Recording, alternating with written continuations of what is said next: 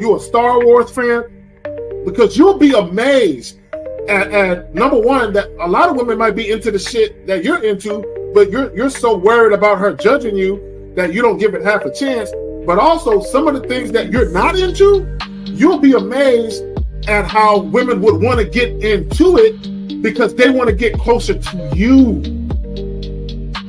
A lot of times they say shit like, "Oh, I'm free on weekends," or I'm usually free on Thursdays," or whatever the hell. So if it makes sense, then I schedule a date. If she really liked you from the get-go, there would be no reward system you would have to look for to do anything for, right? Because it would automatically be there, And I like to do this in conversation sometimes. When you're speaking with somebody and you'll hear a girl say something like, "I'll never do this," or "I don't like this," or "I don't like that." And then you'll notice, you'll say, "Nah, I kind of like it. I like it when blah, blah, blah." And she's like, well, yeah, when you say it like that, I like it, And it's just kind of like, yeah, you switched up awfully fast for somebody that just really said they don't like something. And so, there's always been clues out there for fellas to understand, like, yo, if they really like you, they will change their whole political party. They're not giving her real instruction. They're not letting her know what it really is. And most dudes don't do it. Most dudes don't say what it is because they're afraid to hear no, or they're afraid to bring up sex too early and all of this and all of that. But the bottom line is this. Either, again, and somebody said it, either she's feeling you or she's not. You understand? Either she's feeling you or she's not. We got to stop all this nonsense, man. Guys are too afraid to hear no, and it's like I'd rather hear no than to waste 2, 3, 4 dates and time spent, money spent, and all this other shit just to find out that you wasn't feeling me any damn way. You see what I'm saying? But so with me, first date is cool. If you don't want to do it on the first date, no problem. You could be on your period or whatever it is. There's a lot of things that could be off on the first date, right? It doesn't matter. But second date, you gotta know what it is. For me, I like exclusive vagina to me.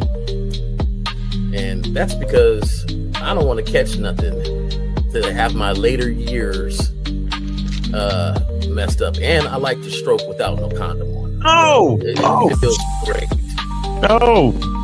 So I like it. So you like to be hugged by the sugar walls? You like to be hugged? Yeah. I like that velvet, plush velvet. The smoothness. So, but even then, Jay Roman, I hear you.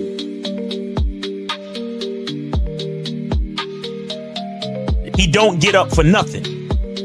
You understand what I'm saying? So, and the reason is because he has to conserve his energy to do 3 full workouts a day up until his competition date. You understand? So when he's in season, he literally just works out as hard as he can. Then he sits on the couch and his wife brings him everything. The only thing she don't do is fucking piss for him, right? So what I'm saying is, it's one thing to have a wife that does it, because you said earlier, these were the words you used. You said a woman who says, "Oh, I rock with this dude, so I don't mind doing this." But see, it's a difference between a woman who doesn't mind and a woman who cheerfully wants to do it. Understand the position of a simp. Make sure you understand the position of a friend zone nigga. Make sure you understand that a man doesn't do anything for nothing. You understand? So run the game, be careful, and do what you got to do. Mm-hmm. And that's the right there, Jay Roman. And that's the problem. Your main chick should always be prioritized over all the new chicks. Right? The new chicks should not get preferential treatment. Right? So what would make it difficult for a lot of women is if you're giving girlfriend treatment to the new chick. Right? So this is why when you very first meet women, you have to establish boundaries and parameters where they got to earn everything. So that way, when the main chick is with you and she knows you're dealing with new women, she knows they have to go through the gauntlet too. They just don't get shit quicker. Like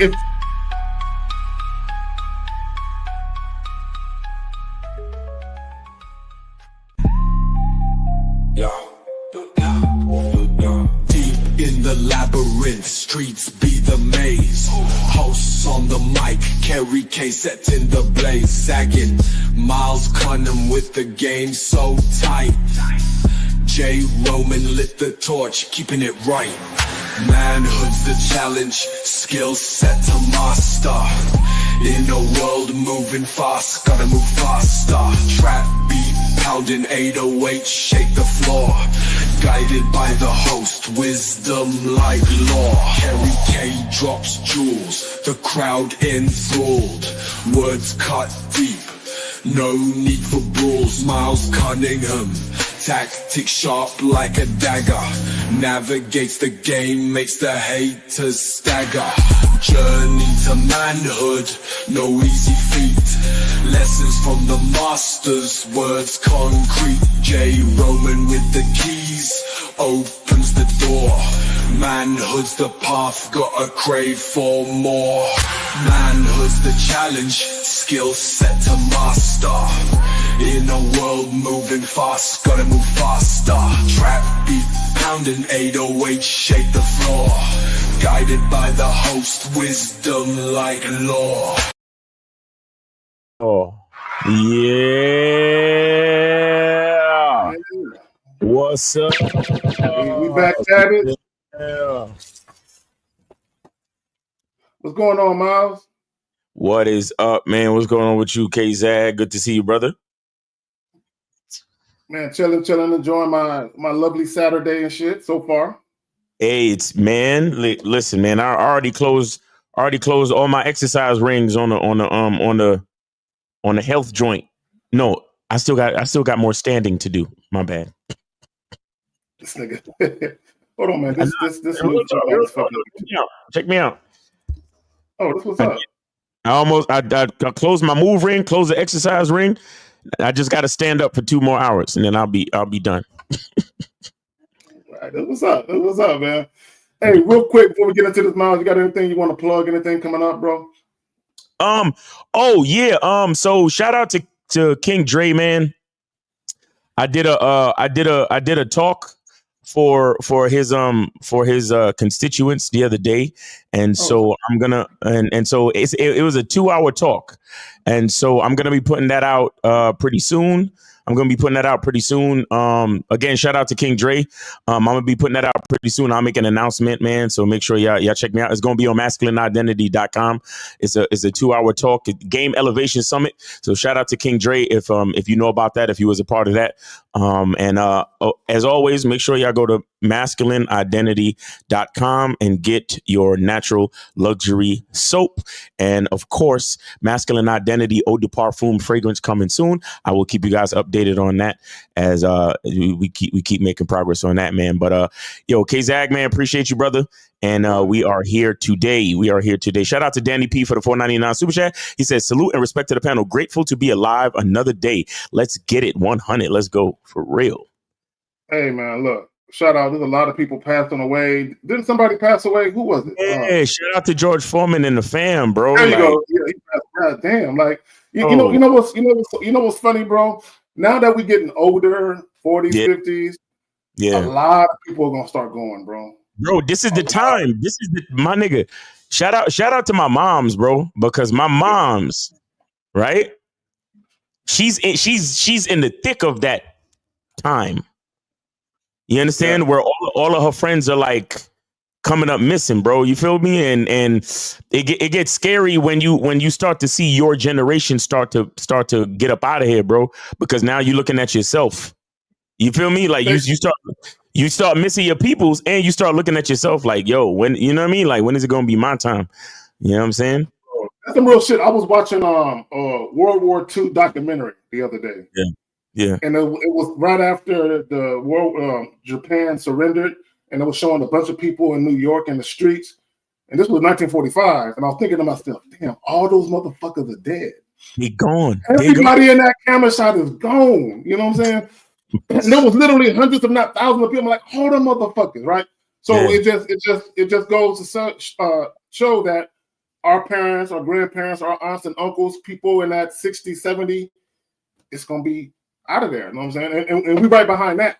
You know what I'm saying? So hey, listen, we got one life. You got one life. I say this too.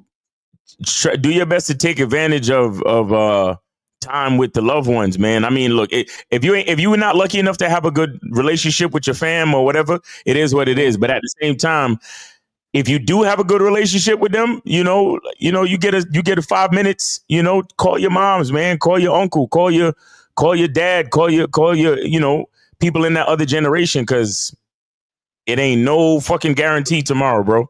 You know what I'm saying? So if you value these people, then make use of the time while they still here. Hey, a lot of us are going to be in a final lap of life. You know what I'm saying? You had all this time to run your race. You know what I'm saying? You're taking a final lap. This is why, look, let me tell y'all something. This is why what we talk about is so serious, because you only get one life. You can't be living your life at the mercy of others and not really enjoying your life because you're putting other people before you. Right? So, get it in. You don't want to be on your deathbed and you're like, damn, I didn't get to do nothing I wanted to do. I really never lived my life on my terms at all. Right? You don't want them regrets, man. So real quick, gentlemen, let me plug the joint. Do women really respect men with resources? Excuse me. Do women really respect men with resources? I mean, you know the answer to that. But I came across this video clip, right? And rest in power, Kevin Samuels. But I came across an old video clip, of course, when he was still alive. And I was listening to him talk, and I'm like, this nigga don't get it, right? And unfortunately, he said a lot of things that had a lot of guys living a life of delusion, right? And not understanding that the world doesn't work how they would like it to work. And that's the thing with a lot of people. A lot of people have these delusions of grandeur where they want the world to move a certain way, but it don't move that way. It moves the other way, right? And what people have to understand, let me just show people something real quick. Let me get into this right quick. A lot of people, this is what a lot of guys are doing. Manufactured attraction that does not occur naturally, but is designed and constructed to draw people. And it's negotiable. What guys have to understand, if you don't have sex appeal, if women don't gravitate to you naturally, you're going to have to negotiate dealing with women. Okay, period. You're going to have to negotiate. And what a lot of guys don't understand is that material possessions, money, all of these things are tools for negotiation. So, but it's not natural attraction. It doesn't occur naturally. Genuine attraction that draws people in for their grandeur or unique characteristics. It's non-negotiable, right? Either a woman is genuinely and sincerely attracted to you or she's not. Money won't change that. Right. Now, you can negotiate your dealings with women using money and status and all these type of things, but none of these things occur naturally, right? This is why I tell you guys that sexual attraction is the most natural way and the most potent way to get women to fuck with you. So if you are devoid of sex appeal, you got to go to the money. What up, Jay? What's going on, everybody? Good to see you, brother. Jay Roman in the building. What's going on, man? Man, nice to be here. Sorry I'm a little late, but I'm glad to be earlier than usual. So you good, man. You good, man. Always on time, man. Let's get it. All right, so let's go ahead and run this clip. Go ahead, Miles. You gonna say something, bro? Oh no, I was just gonna say, see, resources, resources is should be an extension of your masculine identity, right? And what I mean by that is you shouldn't be using your resources to attract. You should be using your resources to live the type of life that you design for yourself. And as a complete package, you attract somebody that is compatible. So what do I mean? You know, for example, the guy that I went skydiving with, right? He skydives every day. He spend money on planes. He spend money on parachutes. He spend money on equipment. He spend money on certifications, right? He spend money on what he does, what he loves to do. And so his wife is the type of woman that supports his business, and she schedules his clients and all this other stuff. You get what I'm saying? So the point I'm trying to make is that he ain't going out of his way to impress his woman. He's doing what he does, which attracted her to him. And she wanted to be an asset to him and his business and his lifestyle. And so they have a relationship that works, and that makes sense. So what I'm saying is, is that your money should be, money is a tool, right? And just like, Yep. a tool is useless in the hands of somebody that don't know what they're doing, right? But a tool makes the biggest difference in the hands of a master.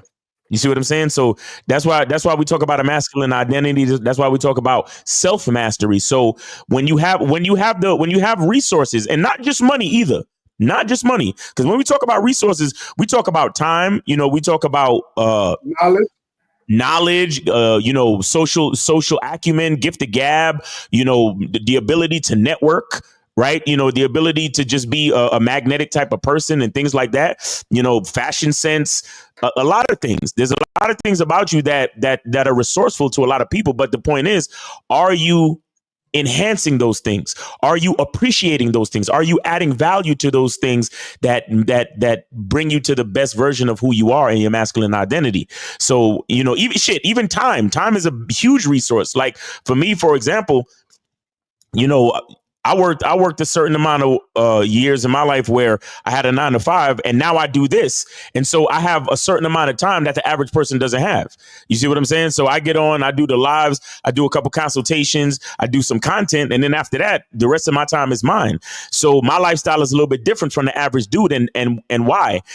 That is because that is an extension of my masculine identity, because one of my focuses of working as hard as I did was to create the dynamic of being able to make my own schedule.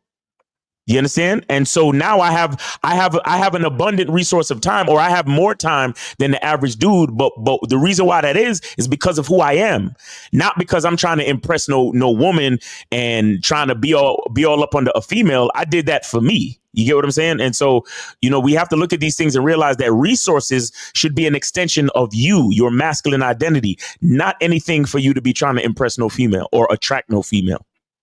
And I would say this: your resources should really be a bonus. Like when a woman is thinking about you and thinking about the value you possess, and her thinking about getting next to you, she should say everything about you that's tangible, and then it should be like, oh, and by the way, he got money too, girl, but that's not the main thing, right? That's how a woman should look at you. And by the way, he's paid too, but that's not the main thing, right? When money is the main thing, your relationship is going to be full of disrespect when money is the main thing. Facts. Right? And Miles, you said something that was profound to me. You was like, you were talking about money being a tool. And I said this last night when Too Dapper, we did the IG joint, IG Live. And I said, you said what? No, I was just saying, shout out to Too Dapper on IG. There you go. And I was talking about how a lot of guys, they automatically assume that money is power. Money is only power in the hands of a man that had power before he got it. Right? Exactly. So if you are a fool and you get money, you're just a fool with money. Which is why you have a lot of guys who are tricks, and they don't, not only do they not understand the value of themselves, they don't understand the value of the money they got, because they don't respect how hard they work to get the money just to give it away because the bitch is pretty. Right. Exactly. Okay. That man is not a powerful man. And being a powerful man starts here. It starts with your mentality. It starts with the way that you view yourself. So if you view yourself as a man who only has value based on your money and status, you never had power to begin with. You were just a fool who thought that, oh, once I get money, I have power. No, because here's the thing. This is why people get extorted. Right? The reason why people with money get extorted is because people who are powerful without the money say, look, there's a fool with money. Let me show him how powerful I am and extort him for his money. Right. But go ahead, Jay, you want to... Yeah, I'm just going to come from a different little angle here. As you so often do. Yeah, I do, man. I do, I just think that the feeling is very intoxicating. And I think initially women do respect guys with resources. But sooner or later, those guys begin to cry about where this relationship is gone because they didn't show them anything else but that. It's almost like when you're really starving, you're starving and you appreciate that meal. But if you have that same meal over and over again, after a while, it loses its luster. Mm-hmm. And I think that initially, when these guys have this money and they have these resources and they have things that change people, that initially that lady appreciates it. Oh, we go to fancy star restaurants, we do all this stuff, we're having a great time. But if you were to buy a very luxury car, like, a high luxury car there, the first time you get it, you're treating it like gold, right? Nobody can eat inside. You're washing it. Washing that Not motherfucker every 4 days. And shit. not a week go by. It's not washed. It's not, it's just pampered the whole time. Right. Now, once you learn all the features in the car, after a while, you get dull with it. Right. Because there's nothing in depth anymore to that car. But if you start to learn, oh, snap, I just found the button that makes this car, elevate a little bit when I'm going over sand. And I just found that, you don't find that stuff initially, but you find it later on. And somebody says, hey, that car got this feature. You start to be like, oh, snap, I didn't know that. You get a little more excited about it. And I think that when guys refused to show ladies more depth than their resources, then it loses its luster, because after they are used to whatever it is, if they are not there to add to you, to like you said, that one lady who says, hey, I can help out this business, this is where I can fit in. If they're not there to do that, to help work for the resources, then they're going to lose respect for you, because they just got you for your resources. You haven't showed them anything else. The reason is you haven't showed them anything else is because you purposely put that forward. And you thought in your head, if I just keep this up, if I keep taking her out to find nice dinners and restaurants and buying her this and buying her that and doing this, she will appreciate how hard I'm working to give her these resources. But after a while, it gets dull. If there's no substance behind it. So, I think that initially, there's some like, hey, he's taking, because there's some guys out there that can change your life. There's some dudes out there that can take some ladies and change your life. And then you say, oh, women don't respect the resources. They do at first. But when they find out the guy is boring, he doesn't talk, he can't move. I'm not saying everybody, because we all know there's women out there that are resource tappers. I'm gonna give you some pushback. There's definitely some resource tappers out there. But I'm just saying, like, some women initially fall in love with the resources, and there's time to show something else. But if you didn't build anything else behind you to begin with, then there's nothing. All your relationship is going to be is a resource-based transactional relationship. Right. See, Roman, here's my pushback. All right. If a woman values the resources, then she don't value the man. Now follow me. So we can look at a guy and we can respect his hustle. We can respect his grind, but that doesn't mean we respect the man. Right? He might have a personality that we just can't vibe with, but we can respect his grind. We can respect his hustle. See, here's the thing about the money thing. To your point, once you lead with money, women already develop a certain perception of you. It's very hard to get people to change their initial perception of you when the reason why they're fucking with you is because of this thing. So it's kind of like this, Jay Roman, because what you're saying, and correct me if I'm wrong, is you can have the money, but eventually you got to show women something else. My thing is this: that's like a woman who dresses in a very provocative fashion, and she's trying to bait men with her body or sexually, and then once she attracts men, she's like, I'm not that kind of girl. You ain't gonna hit this. So it's almost like bait and switch. It's like you're baiting me with the body and with the clothes, but when I get sexual, you're telling me, nah, you got to date me. Most dudes are gonna be like, nah, because the only reason I'm fucking with you is because of this. So now you're trying to get me to look at you differently. But when you first presented yourself, you were trying to sell this. So it's kind of like with the men leading with their wallets. It's almost like you're trying to sell a good time and what I can do with the money. But now that you're fucking with me, now let me get you off the money and let me sell you who I really am. Most women are going to be like, no. The only reason I'm fucking with you is because you came with that wad of cash, nigga. I need to see what that money do, right? So it's almost like a double-edged sword when you lead with your wallet, but then you expect women to respect the man. So it's my thing is show women who you are authentically. Like, your money is not who you are. That's what you do for a living. that's not who you are. So if you're introducing money out the gate, what you're saying, and Jay Roman, you alluded to it, you're putting things in front of you. Here's the thing, if you're leading like a woman who's dressing very provocative and showing off her body, and a guy leading with money, you are leading with the thing that you think the opposite sex values. That's what you're leading with. You think, oh, the opposite sex values this, let me lead with that. So my thing is, why don't you lead with what you value instead of leading with what the opposite sex values? That's what I'm saying. The bottom line is this. How do you want to be perceived? Because you don't necessarily always control the perception of you, but you can influence a lot of people to view you in a way that's more pleasing to you if you move a certain way. But real quick, guys, the caller line is open, right, Miles? Yeah, calling lines is ready, yeah. So call in whenever you're ready. All right, 919-647-9392, 919-647-9392. If you have a question, put a Q in the chat. We do have some questions, but we're going to get to these videos. So let's get to this one first. We got two of them. The first one is KS, and the second one is Bow Wow, and we're going to talk about it. You want her to respect your masculinity and your manhood because you have a and an XY chromosome. It don't work that way. Women respect resources. You can't check a bitch because you got nothing to check with. The only place you dominate is in the bedroom. Dominate on the balance sheet. Dominate on your wallet, which is your accomplishments. Any woman that you choose to deal with, her money should be no good with you if you're 100% man. You pay everything.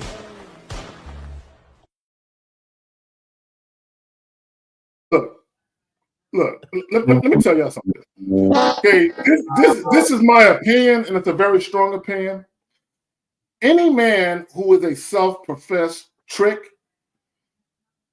should be forbidden from giving dating advice. Your opinion is obsolete, nigga. You can't say nothing to nobody. Look, let me tell you, all these passport bros, all these tricking niggas, stay on your side of the world. Don't try to give dating advice to anybody else because you're not qualified, right? And Kevin Samuels, he ain't got no fucking game, right? This notion that a woman's money should be no good with you. Now, my thing is this. There's nothing wrong with you paying for everything. Even if a woman offers and you say, baby girl, don't worry about it, I got it. There is nothing wrong with you moving that way. But he tried to equate manhood with money. Right. That's what he tried to do. Yeah. And now he was right about one thing. When he was talking about dominating in the bedroom, he was right about that. This is what both men, well, women already understand it, but this is what men need to understand. Sex is superficial. Money is superficial. Physical attraction is superficial. Status, all these things are superficial things. So if you think because you dick a bitch down well, she gonna listen to you, nah, because just because you fuck a chick good don't mean she respects you. And the operative word is respect. See, guys think, oh, if I fuck a chick good, I'm gonna have influence to tell her what to do. Nah, bruh, it don't work that way. So he was right. But also with money, it don't work that way. Ask Will Smith. Yeah. Ask Will Smith how that working for him. Real talk. Go ahead, Jay. No, I Kevin, something. He made some good points, and then there's sometimes you look and listen to him, you be like, man, I don't know where you're coming with that, you know. But yeah, like I totally agree with you, Zach. However, I will say this: I've hung out with you, and you ain't eating at no rinky-dink restaurant. So I'm just saying, like, when you finally go out with a lady or you say, hey, let's go out, it's not going to be at a rinky-dink restaurant. It's not going to be somewhere, you know, that she's not going to say, okay. If she ain't my girlfriend, nigga, it's Wendy's. If she ain't my girlfriend, nigga, it's Wendy's. Nigga. Hey, we was out in Miami and you didn't ask for a Wendy's not once. Nah, hell nah. I don't eat that shit. Oh, yes. Like I said, like, you know, people with some dough, to me, you have to work on yourself. It can't be you put money first and then you come with this great personality later on. You already have to have this great personality and know yourself and be a man about yourself from the jump. If you do go out with somebody, we got a caller, so we'll get back to it. Yeah, so 330. Yeah, shout out to Jillian T. My bank card works just like your card. Yep. I like that. 330. You are on live with the Manhood is a Skill Set Show. We got your host, K-Zag. We got J. Roman and Miles. Name 8 City. How can we help you? Mr. Kime in the house. All right, William Kime in the house. What's going on with you, bro? Oh, just out here doing the Lord's work, taking care of these animals and kids and everything, That's what's up, man. What's up. How you been? Yeah, pretty good. Yeah, I got my kids full time now, so it keeps me busy. Oh, nice. Did you put in that work for that? Is that what you wanted? So it's not like I want to take kids away from their mom, but Right. it was a situation that was I needed to have them full time. They needed to be with me full time. Got you. Well, if it's better for the kids, congratulations, bro. Hey, Yeah, William, real quick. Like you just said, congratulations, and it's like Hold on. I want to think I'm a great dad. Kime, hold on. Real quick. No, shout out to you. I got custody of my older 2 kids, many years ago. At the time, my daughter was 10 at the time. My oldest son was 5. So, and like you, there was a situation where I got to go get my babies. I just got to go get them. And luckily, I didn't have to go through the courts. I had enough influence where I went to the mother and I just said, give me my babies. I got them. I'll take care of them. Mm-hmm. And she cried. I mean, it wasn't like she said, take them. She was, shooken up, but she had enough respect for me, not only as a man, but as a father to say, okay, and she let me take them. But go ahead. You got it. Yeah, that's awesome. But yeah, no, my daughter's 7 and my son's 9, and it was more like where it was court ordered for her to turn the kids over to me for the time being. Gotcha. Yeah. But anyway, where was I at here? I was the caption. The caption there is what caught my attention.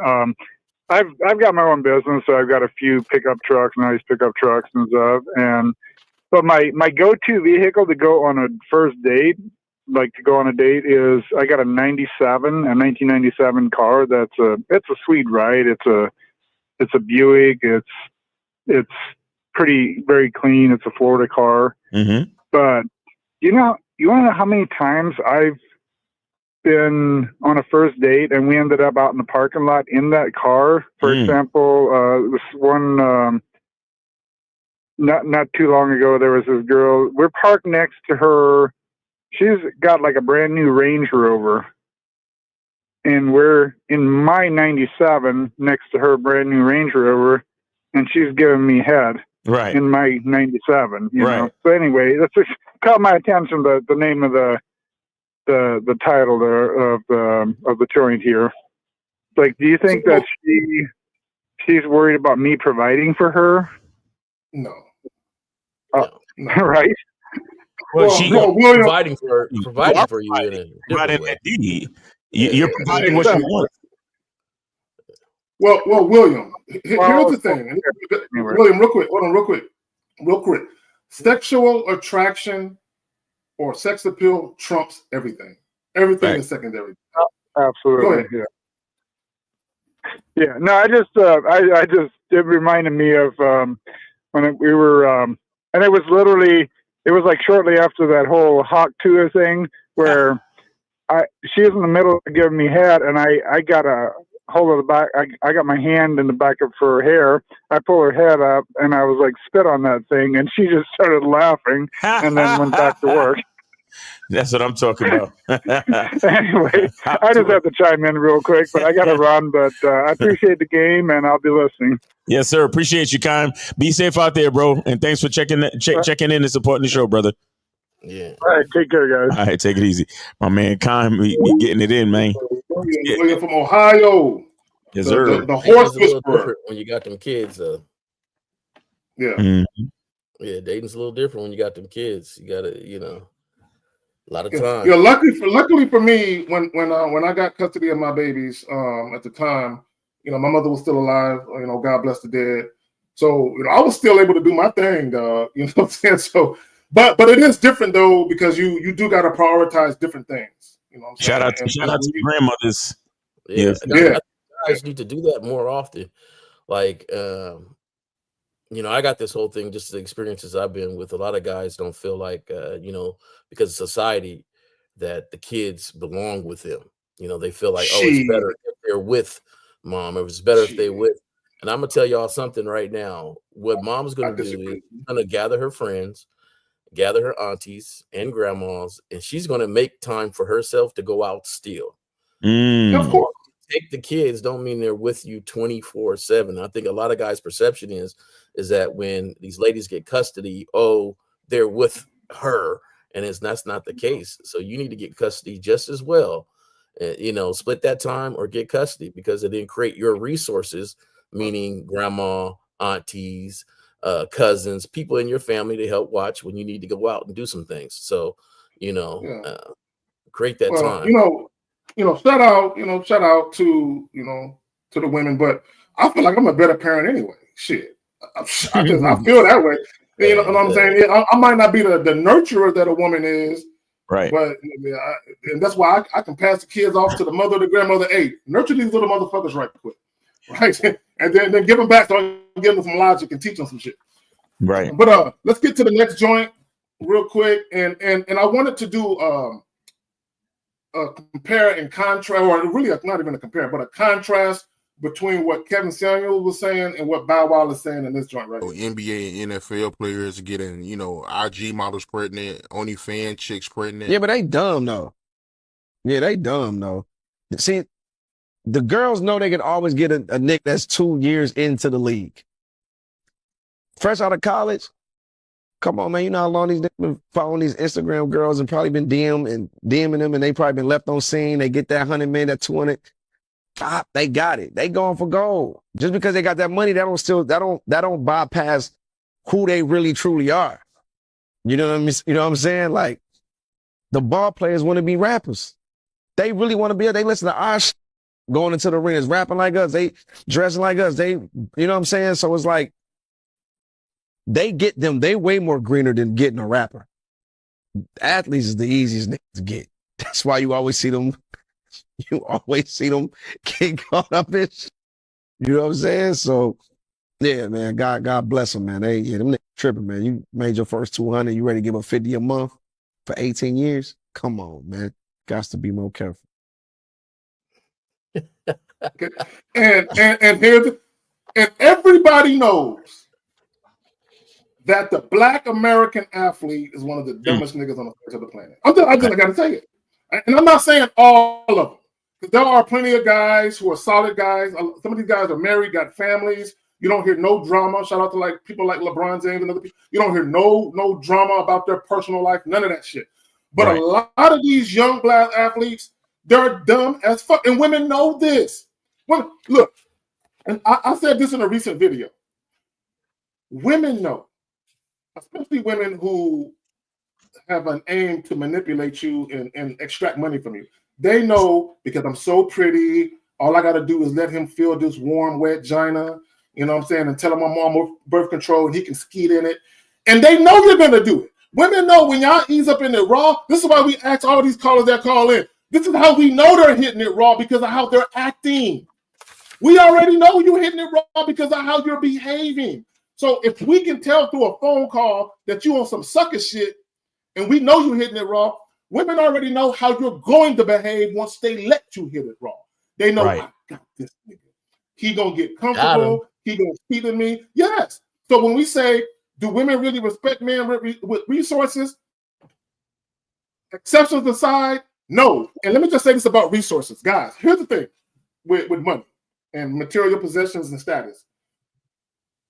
If you're smart and if you got game, you can use these things to attract women, but don't use these things in front of who you are. Meaning this, if I'm driving around in a $200,000 car, I dress like I got money, there are going to be women who look at me and they're going to think, this nigga got some money.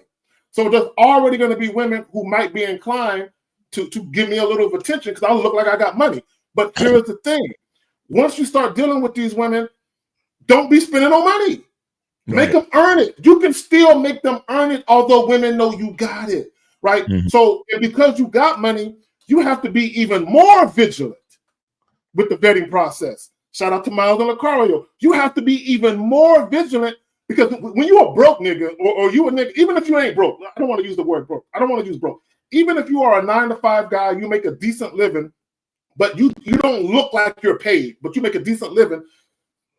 In that case, most of the time, you're going to know if a woman is really feeling you in a genuine way or not. But when you got money and you look like you got money, you always have to second guess why a woman is there.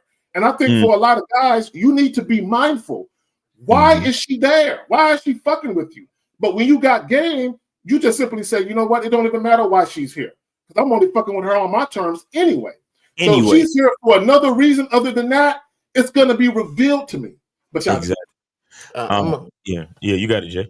No, I just like coming from different angles, and really, I just play devil advocate for the cats that make up excuses on why they doing stuff. So my thing is, you know, I was teasing Zag earlier, but you know, it's all good. It's hard for me to hide money because I'm not going to the Burger King. I'm not going for myself. He said it's hard. When I take a girl out, you know, I'm going to be going to a nice restaurant. Right. You know, I drive a nice car. I ain't got no 96 Honda.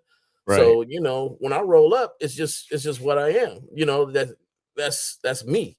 So, you know, now I gotta hide my money when I date. Like that don't, you know, there's cats that really think like that. Like, hey, you know, I like going out to 5-star restaurants. That's why I'll be there. So if I take her, it ain't nothing to take her. It ain't nothing to go to the mall. I go to the mall and spend money. It ain't nothing. It ain't nothing to give a little something like that. See, here's my thing, right? And I'm very, very meticulous and very methodical and peculiar with where I take women. So, and I'll just use this as a real quick example. If I'm dealing with a woman, once I start, if I feel like she's worthy of me dating her and I take her out, if she isn't my girlfriend, there's only but so many types of restaurants she get to go to. So what I mean by that is this. She don't get a 5-star Michelin restaurant. She's not my girl. Now, if I'm dating her, you know, I go to Chili's, I go to Olive Garden, I go to certain places like that, Texas Roadhouse. I'll take her there. But when it comes to a Brazilian steakhouse and other types of things where it's more pricey, she has to be in a certain role in my life. So it's like kind of like if you just look at restaurants, you know, you have your A-list restaurants, your B-list restaurants, so forth and so on, right? So depending on what role a woman is playing in my life, that's going to determine which restaurant. Yeah, Ruth Chris, a woman that I'm just dating, I don't take her to Ruth Chris. She got to be my girl, right? And the reason why I'm like, even with trips, like, I'm not taking no trips with a woman I'm dating. Nope. You got to be my fucking girl. You know, we got to be in a full-blown relationship for me to get on a plane or anything like that. You know what I'm saying? I'm not getting on the plane and taking a vacation with a chick I'm just dating. That's not gonna fucking happen. But I'm very peculiar and meticulous when it comes to categorizing these women and what I'm willing to introduce, because, and it's not about, and Jay Roman, you're absolutely right. You shouldn't have to hide money. But at the same time, you have to be very vigilant and what you're showing that woman, so that way you don't get duped into her believing she's there for another reason. But yeah, you see, I'll say this, you know, it's not, I don't know if it's about hiding money. It's about inspiring patience in the woman. I like that. I like where you put that. You see what I'm saying? You know, like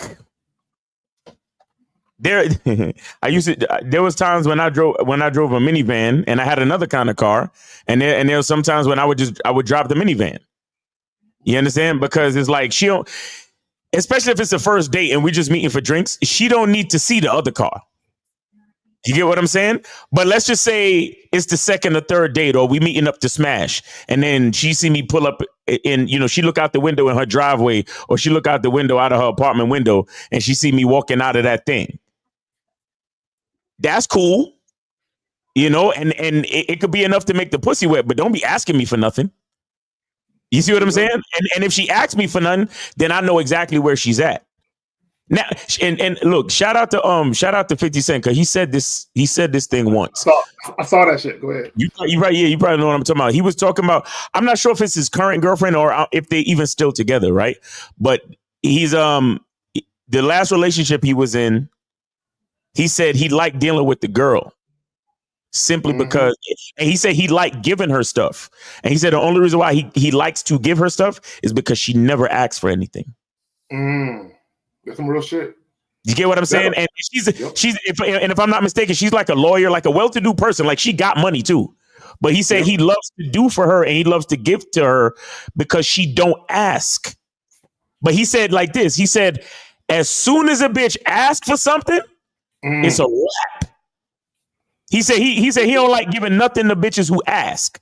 He said he loved giving he loved doing and giving gifts to women who never ask. And that always stuck with me because, you know, a woman needs to understand that, you know, a king has resources, but at the same time, and I think somebody alluded to it earlier, a fool and his money is always parted. Yep. You get what I'm saying? So if a bitch is smart, like if she's thinking about your best interest, and shout out to Chip Burner for the $4.99, he says great show. But if a chick is smart and she's looking for your best interest, she wants you to have a certain strategy and pace on how you spend your money.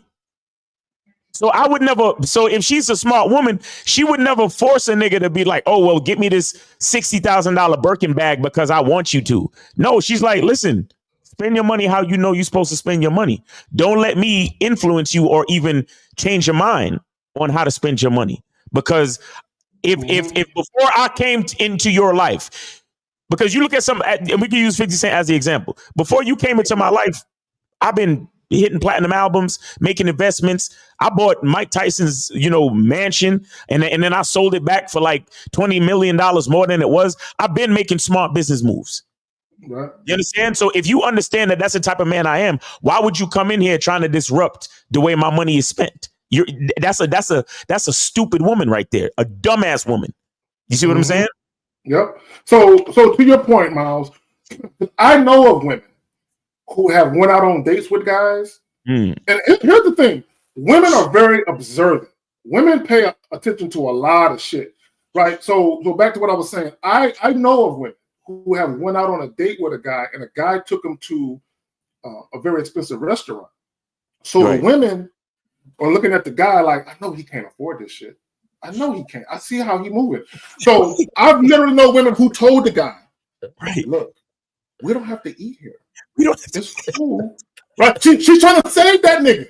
I know you can't afford this shit. Let me help you. So exactly. Let me help you. So I know you can't. And women, and I know women who literally like, it's okay. We can go to Olive Garden or we can go to another restaurant. It don't got to be here. I mean, I appreciate it. Right, but don't bet on you finding a woman who's gonna do that for you. Because most women are gonna be like, yeah, they can spend that money. Spend that money.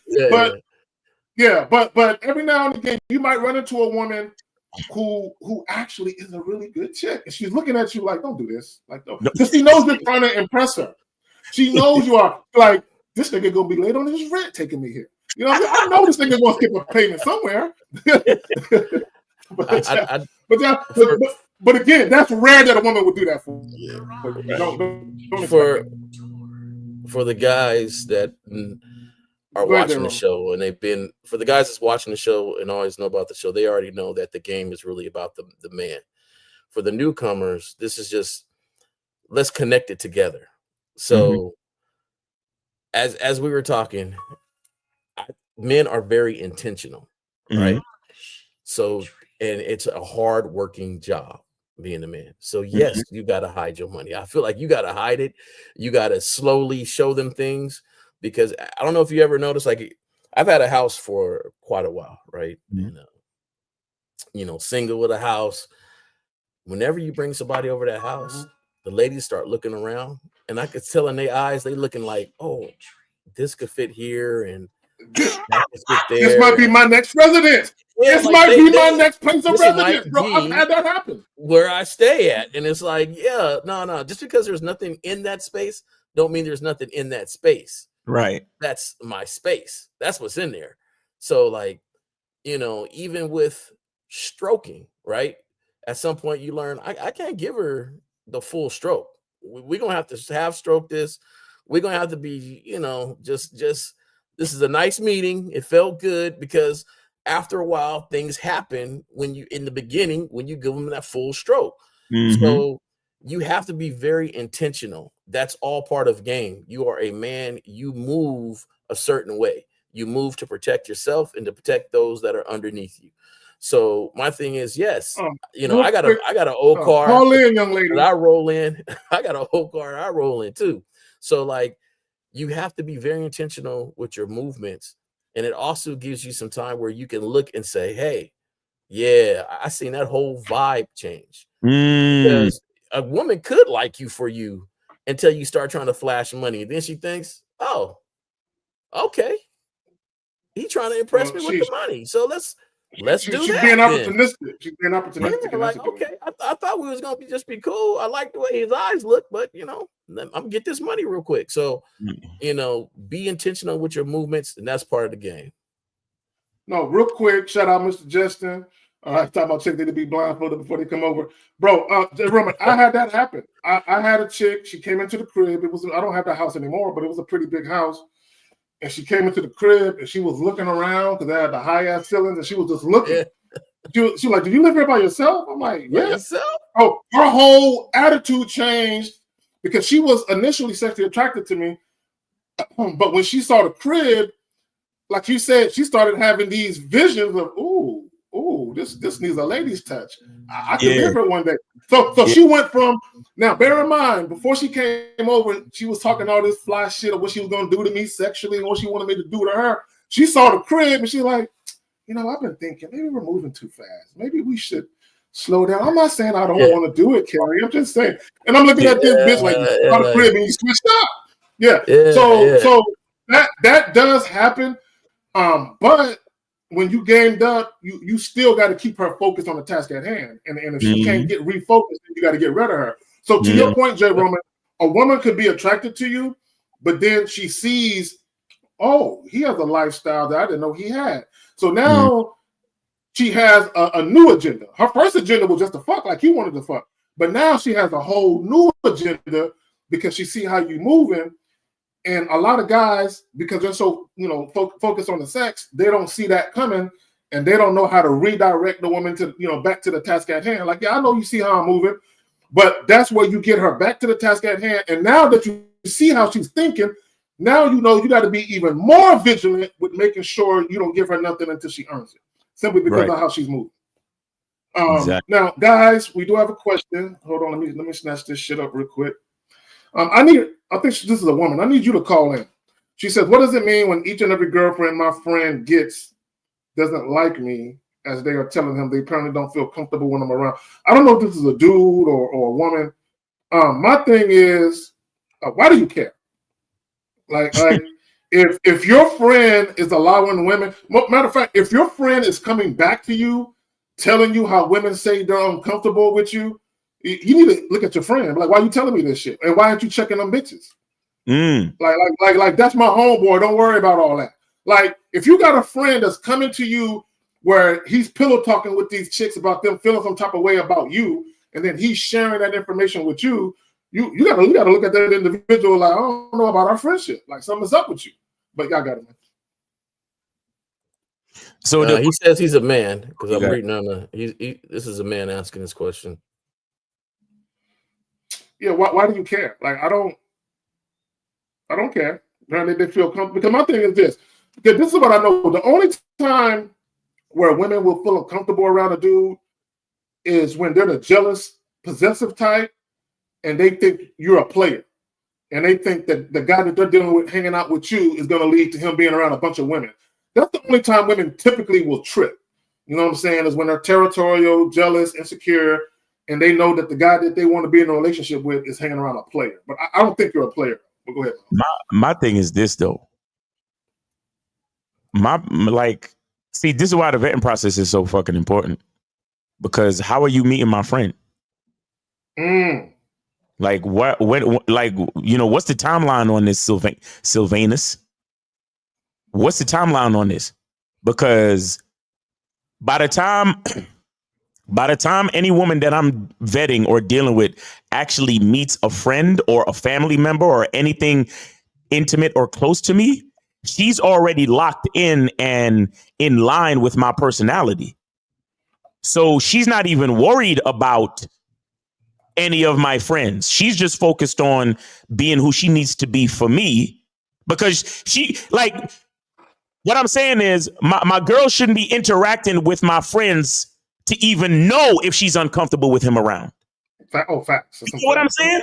Like, this question is like advanced game that y'all niggas do not understand. Because what the fuck is my bitch coming to me talking about, oh, I'm uncomfortable with your friend? Why are you so into him? What's going on where you're so worried about the dynamics between you and him? You should be focused on me. You should be focused on my comfortability. You see, that shit is weird, Sylvanus. That shit is weird, brother. I don't like that. You should call in, because I don't like that shit. This question lets you know him and his homie ain't got no game. Exactly. Because number one, your homie, he should already have let her know by his actions that it doesn't matter who's around him. He's not the one that gets influenced by every person saying something about or around him. So it doesn't matter who you are.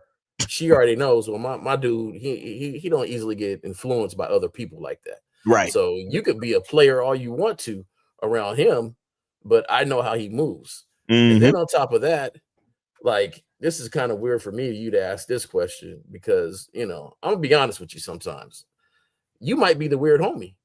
Like, you might be a weird homie. You might be the one that always staring at his girlfriend because you ain't got one. You might be the one that's always trying to whisper in his ear or pull him to the side when he's like, hey man, I'm here with my girl. Like, you know, sometimes you might be that weird homie that he grew up with, and he just like, hey man, come on. Either one of y'all hanging around somebody that ain't got no game, or you both ain't got no game.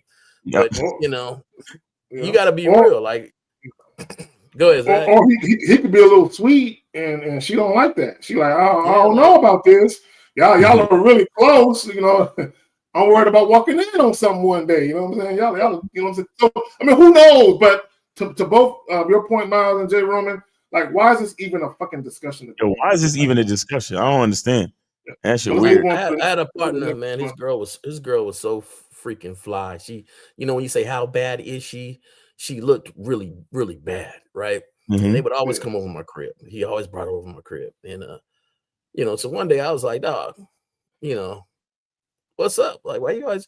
He's like, man, we had, you know, there'd be days we want to go out and just, you know, just go hang and chill, because we could play dominoes and stuff like that. And I had a little friend over. But he told me, he said, dog, for the longest, she thought that you was mad at her. You used to treat her mean. And I said, what are you talking about? He's like, he said, you wouldn't look at her. You wouldn't, you wouldn't even talk to her. And I said, yeah, that's your girl. Why am I looking and talking to your girl? Like, I'm not the dude in the barbecue with your girl over in the kitchen laughing and talking. That's not me. Right. I'm here to hang with the fellas and eat some barbecue food. Right. I'm not here to chum up with your girl. And he says, yeah. He said, yeah, I know. That's why I used to like coming over your house. You go over other buddies' house, and they used to get extra funny. Right. Extra, you know, do extra stuff, you know, extra licking the lips and trying to be cool and all this other stuff. He's trying to make your girl laugh and all that shit. Right. So, you know, I'm starting to wonder, what type of friend is this guy? Are you that extra guy that be doing too much around his ladies and stuff? So yeah, that's weird, bro. I don't like none of that. I don't like none of that shit. So the homeboy from the Lou says, Zach, when you and your ex-wife was in the last days of your lease, we wasn't leasing, you know. That was a mortgage. Yeah. Anyway, was sex still a thing until the final separation? Yeah, I mean, normally when if sex gets shut down, I'm the one shutting it down, right? But yeah, bro, any relationship I had, whether I'm the one initiating the ending of it or the woman is, they right. All right, so we got 267. You're on live with the Manhood is a Skill Set show. We got your host, K-Zag. We also got Jay Roman and Miles. Name, age, city. How can we help you? Yeah, what's going on, fellas? It's Dave G, Philadelphia 37. Dave G in the building. What's going on, bro? What's up, Dave? Good to hear from you, brother. What's going on with you? What's happening? Listen, I've actually said this before on a phone call, but I'm gonna say it again just for the sake of the show. If you a dude with money, or even if you a dude that can get bitches and you ain't got no game, you actually worse off than if you was a regular dude with no money that couldn't get no chicks. You actually worse off because you're gonna have a tendency to fuck shit up even more, and you're gonna have more of an opportunity. If you're a dude with no game that get a lot of chicks, just like y'all talk about it all the time. If you got a lot of chicks, that's just more of an opportunity for a chick to fuck your life up. Right. Facts. You know what I'm saying? Facts.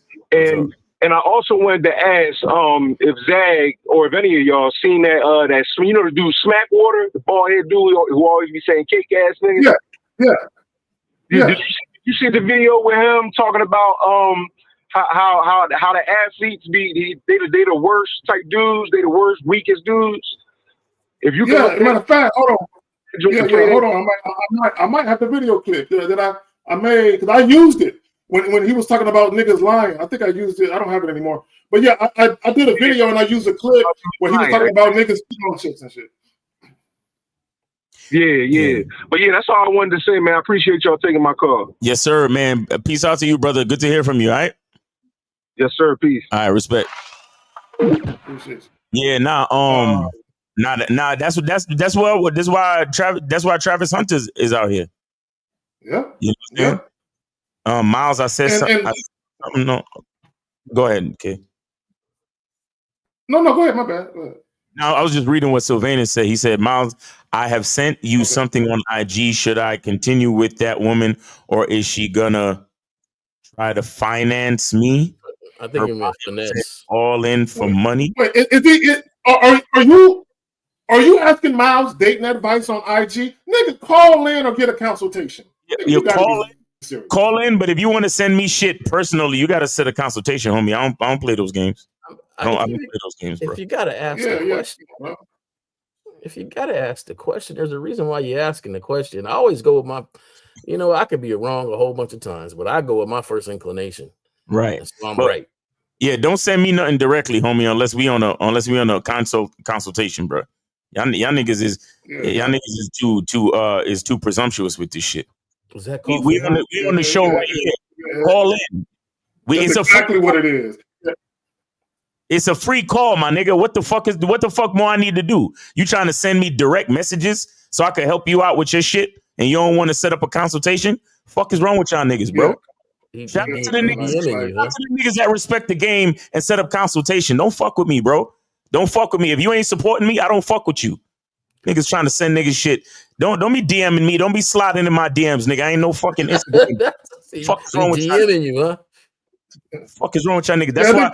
You see that right there? Real quick. Okay. You see the actions. You see the bitch ass nigga actions. And Sylvanus, I'm not trying to come at you personally because I don't know you. I could only go off of your actions. But notice the question that he asked before, and notice the bitch ass actions that he committed, which shows the type of nigga he is, which shows why he's being those bitch ass nigga situations where his homies girls be feeling uncomfortable because he's a slimy ass nigga. He does slimy nigga shit. See, this is what guys got to understand. When we talk about the shit that we talk about, this is for everybody you deal with. This ain't just for women. So when we tell you, don't let nobody ask you for shit, don't let nobody disrespect your time, that includes you niggas too. That includes y'all too. So my thing is, if a woman hit up Miles on IG and was asking him for shit, he'd be like, this bitch done lost her mind. So what makes you think it's different if it's a man? It ain't no difference. Yo. Bro, call in, bro. No more questions. We're not answering no more of your questions. Don't even put that last one up, man. Yeah, I'm not. Call in, guys. It's a free call. Stop the bullshit, please. It's a free call. What we need to do, man. Come on. So real quick, let me get back to the title. Do women really respect men with resources? And I want people to understand that your resources and who you are as a man, they're separate. The problem with a lot of guys, they like to look at and Kevin Samuel said it, he said accomplishments. Why are you trying to impress a woman with your accolades and accomplishments? Why? Right? See, here's the thing. This is why a lot of guys are frustrated, right? Because a lot of you guys, you've been sold a bill of goods. Meaning, this is what you were told when you were younger. Hey, do good in school. Make sure you make the AB honor roll. Get into college. get a good job, and you're going to find yourself a beautiful woman who respects you. She is going to be a loving mother and wife to you. All you got to do, and make sure you go to church every day and you give your blessing to the Lord, and everything is going to work out for you. But in real life, it don't work that way. It just doesn't work that way, right? So a lot of guys, they have this mindset of, oh, all I got to do is be a quote unquote good man, a God-fearing man, right? And make money and carve out this nice life for myself that I can invite a woman to experience with me, and everything is going to work out, right? But nobody tells you, say, bro, you can't be no pussy of a man, though. Right. All right, so we got 313. You are on live with the Manhood is a Skill Set show. We got your host K Zag. We also got J Roman and Miles. Name, age, city. How can we help you? Name is Shobar. Age is 30. I'm calling from Nigeria. All right, what's going on, man? Yeah, there's this girl I've been trying to get with for a long time. Actually, she just came back to the neighborhood yesterday. I just saw her. She just turned 18. So I like to catch them young, so I'm trying to. Yo, take it easy. Take it easy. Get it hard, yo, take it easy. This is it. This you're calling an American. This is an American-based show, so take it easy, okay? Yeah, I'm out. I'm out of this conversation. Okay. What the hell did he say? I didn't hear what he said. He said the girl is 18 and he like to catch them young. Hey, yeah. Be very careful with that. As a matter of fact, we out, bro. We out. I ain't even playing with you. Fuck that. Look. I want guys to understand something. There's a reason why we ask these callers their age, and for those of you who haven't figured it out, we cannot be talking to minors. Exactly. Because we give adult advice. That's right. We can't talk to minors. 757. You're on live with the Manhood is a Skill Set show. We got your host Kazad. We got J Roman and Miles. Name, age, city. How can we help you? Yo, what's up, gentlemen? Carlos, 38, California. Miles, I have a quick question about the shea butter. I purchased it. Yeah. As far as preserving it, can I keep it in the fridge for a bit? If you know your apartment run hot, then you should keep it in the fridge. So I would say anywhere around 60 degrees. Okay. So how long does it go for it? As long as you keep it cool, the shelf life should pretty much be indefinite. Okay. And I'll say this too. Make sure your hands are clean when you stick your pause. Make sure your hands are clean when you stick your finger in there. Shout out to my lady. What she does is she's a spoon person. She likes spoons. So she has like a wooden spoon that she uses to scoop out the shea butter. So she scoops it out with a spoon and she puts it on her hand and then applies it to her skin. So if you want a good way to preserve is to use a spoon. You understand? Like if you have like a small spoon, but other than that, keep it in the fridge so it doesn't melt. There you go. I have that problem with coconut oil. It'll be melting like a motherfucker. But go ahead, Carl. Yeah, coconut oil too. Yeah. Go ahead, Carl. You say you had a question? Yeah. So my question is around. I'm about to see this chick tonight, and I'm going through a situation like a divorce situation right now, and she seems to be somewhat religious because she's talking about I'll pray for you, so on and so forth. So wait. Why is she praying for you? Why does she know that you're going through a divorce? Why does she know that information? No, she didn't know that. Oh, okay. Right, so why is she trying to pray for you? What was that about? She just said I'm praying you have a blessed day. She just said that. Okay. All right. Okay. Right. Cool. All right. So what's the issue though? You say you got a date with her tonight, and what else? So I'm just trying to figure out. I don't bring that up, right? I don't bring up my situation unless she asks about it. No. Even if it's not her. Okay, guys. Let me ask you a question. This woman that you're going out on a date with, what do you want to do with her? I mean, I want to see. We're at odds. Go ahead and say what you want to do. It's okay. Dick in the box. What do you want to do? I mean, honestly, if she's depending on how she is, then I mean, I want to have sex with her. But I don't know if she's even worth the opportunity. Okay, Colin. Okay, listen. Okay, so let's just go with the notion that this is a woman you want to give some dick to. So her knowing your situation, how does that have anything to do with you dicking her down? Nothing. Right? Okay, so guys, be very careful of what you share with women. Right? Mhm. Because here's the thing. When you start to share very intimate details of your personal life, that opens up more questions for the woman. Right. So now you're dealing with a woman who might have been cool with the way you was going to do things, but because you're giving her information that she isn't privy to, now she's like, well, I got some questions. Let me ask him some questions now. So now you run the risk of over communicating certain things and the attraction level dissipating. And I told you guys, over communication kills attraction. The only thing women need to know is what they need to know in the moment to get the job done. Mm-hmm.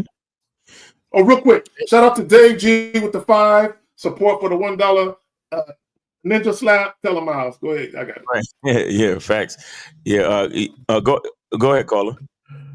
So I was going to say, so if she even brings it up, I'll just be like, well, that's not information we need to discuss right now. But caller, why are you focused on her bringing some shit up? Why are we so concerned or afraid? Like, what are we doing?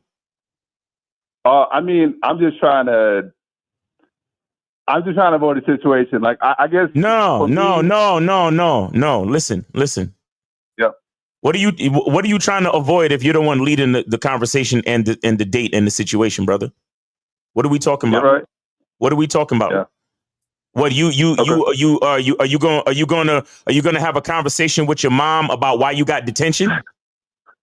Nah. You see how you niggas be putting these bitches in a high place. You be putting them on a fucking pedestal because, I don't know what to do if she brings this up. They'd be like, look, why are you asking me about that? That's not what we need to talk about. We need to talk about you and me and how sexy you look in that dress. That's what we need to do. And if her Christian ass start talking that bullshit, talking about, well, that's a little bit too bold for me, be like, all right, cool. Can I walk you to your car? Okay. Because this date is over. The fuck are we talking about? What are we talking about? Did you tell her you're divorced or you're getting divorced? Yes, correct. That's why. Why you told her that? And is the reason why you told her Tell her that. She doesn't know any of that. Did you tell her or you didn't tell her? I didn't tell her any of that. Okay. Now, is the reason why you didn't tell her because you feel like your odds of you sleeping with her will go down if you tell her you're divorced? I mean, we just have not married yet. That you're at that point. Yeah. What's up? Okay. So let me say this. Go ahead, Jerome. Do you feel like if you tell her that you are getting a divorce, that the odds of sleeping with her would go down? No. Then what's the purpose of you trying to tell her this information? Well, I'm not trying to tell her. That's the thing. What I'm getting at is just not lying. Is more so. But I see is that exactly what. Okay. So cool. Let me just make this point real quick. Yeah, go ahead. So, did she ask if you were married? No, she hasn't brought that up. Did she ask if you were a totally single guy? No. So she's brought up none of this information, none of this stuff. You're moving how you're moving because, hey, you're getting a divorce. It ain't like you're with anybody. So it's your intent to say, hey, I just want to let you know, I really, really want to have sex with you. But however, I'm getting a divorce and that might sway you to or not to. I just want to give you that opportunity to be swayed in whatever way. Is that pretty much what you're saying you're trying to do? I mean, that's something I thought about to just be my authentic self, but I'm not, at the same time, it's not something that I'm privy to do as well. Caller. I don't. Here's the thing. I want you to think about something, bro. Yep. And you hit the nail on the head. If a woman asks you a question and you're going to answer it, don't lie. But here's the thing I want y'all to think about, guys. You do not have to answer these women's questions. You don't have to answer it. Guys, look.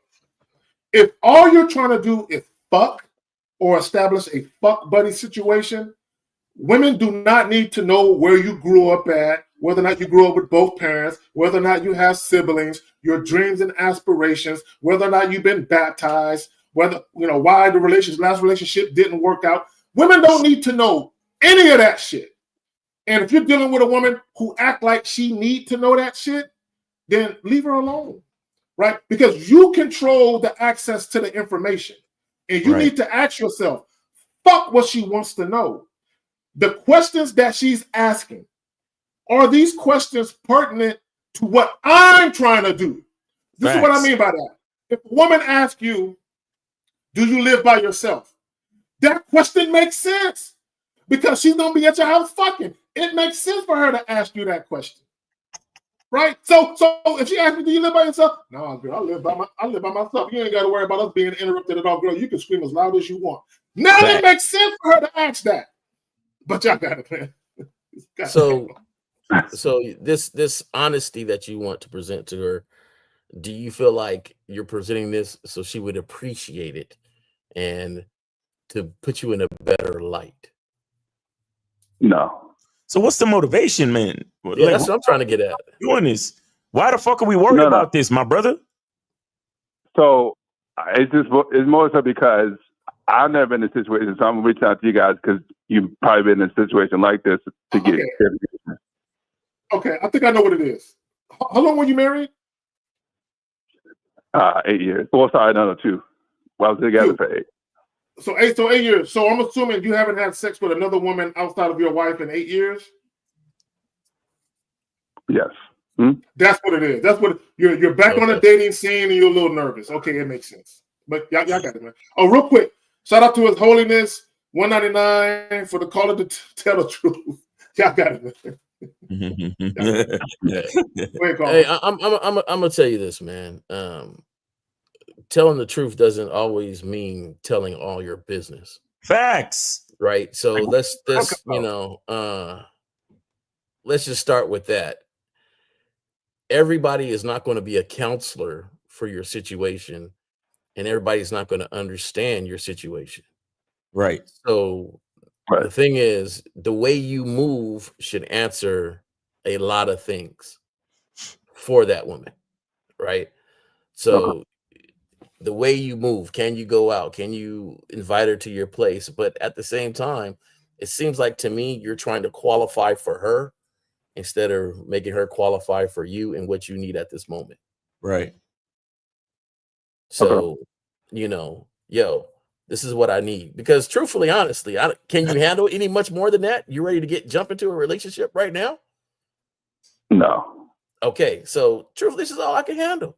Now, if she says, hey, why is this, this is all you can handle? Well, hey, I got some stuff going on. This is all I can handle. You still don't have to tell you everything because I'm going to tell you right now, you should know being in a relationship. The more you say, the more you tell, the more that can come back at you. Exactly. The more information you get, the more questions she might have. It's going to come right back at you. And you know that. So my thing is this. Hey, do you want to go here so we can do this? Okay. Well, have a nice day. I got other things to do because you got a lot of stuff to do.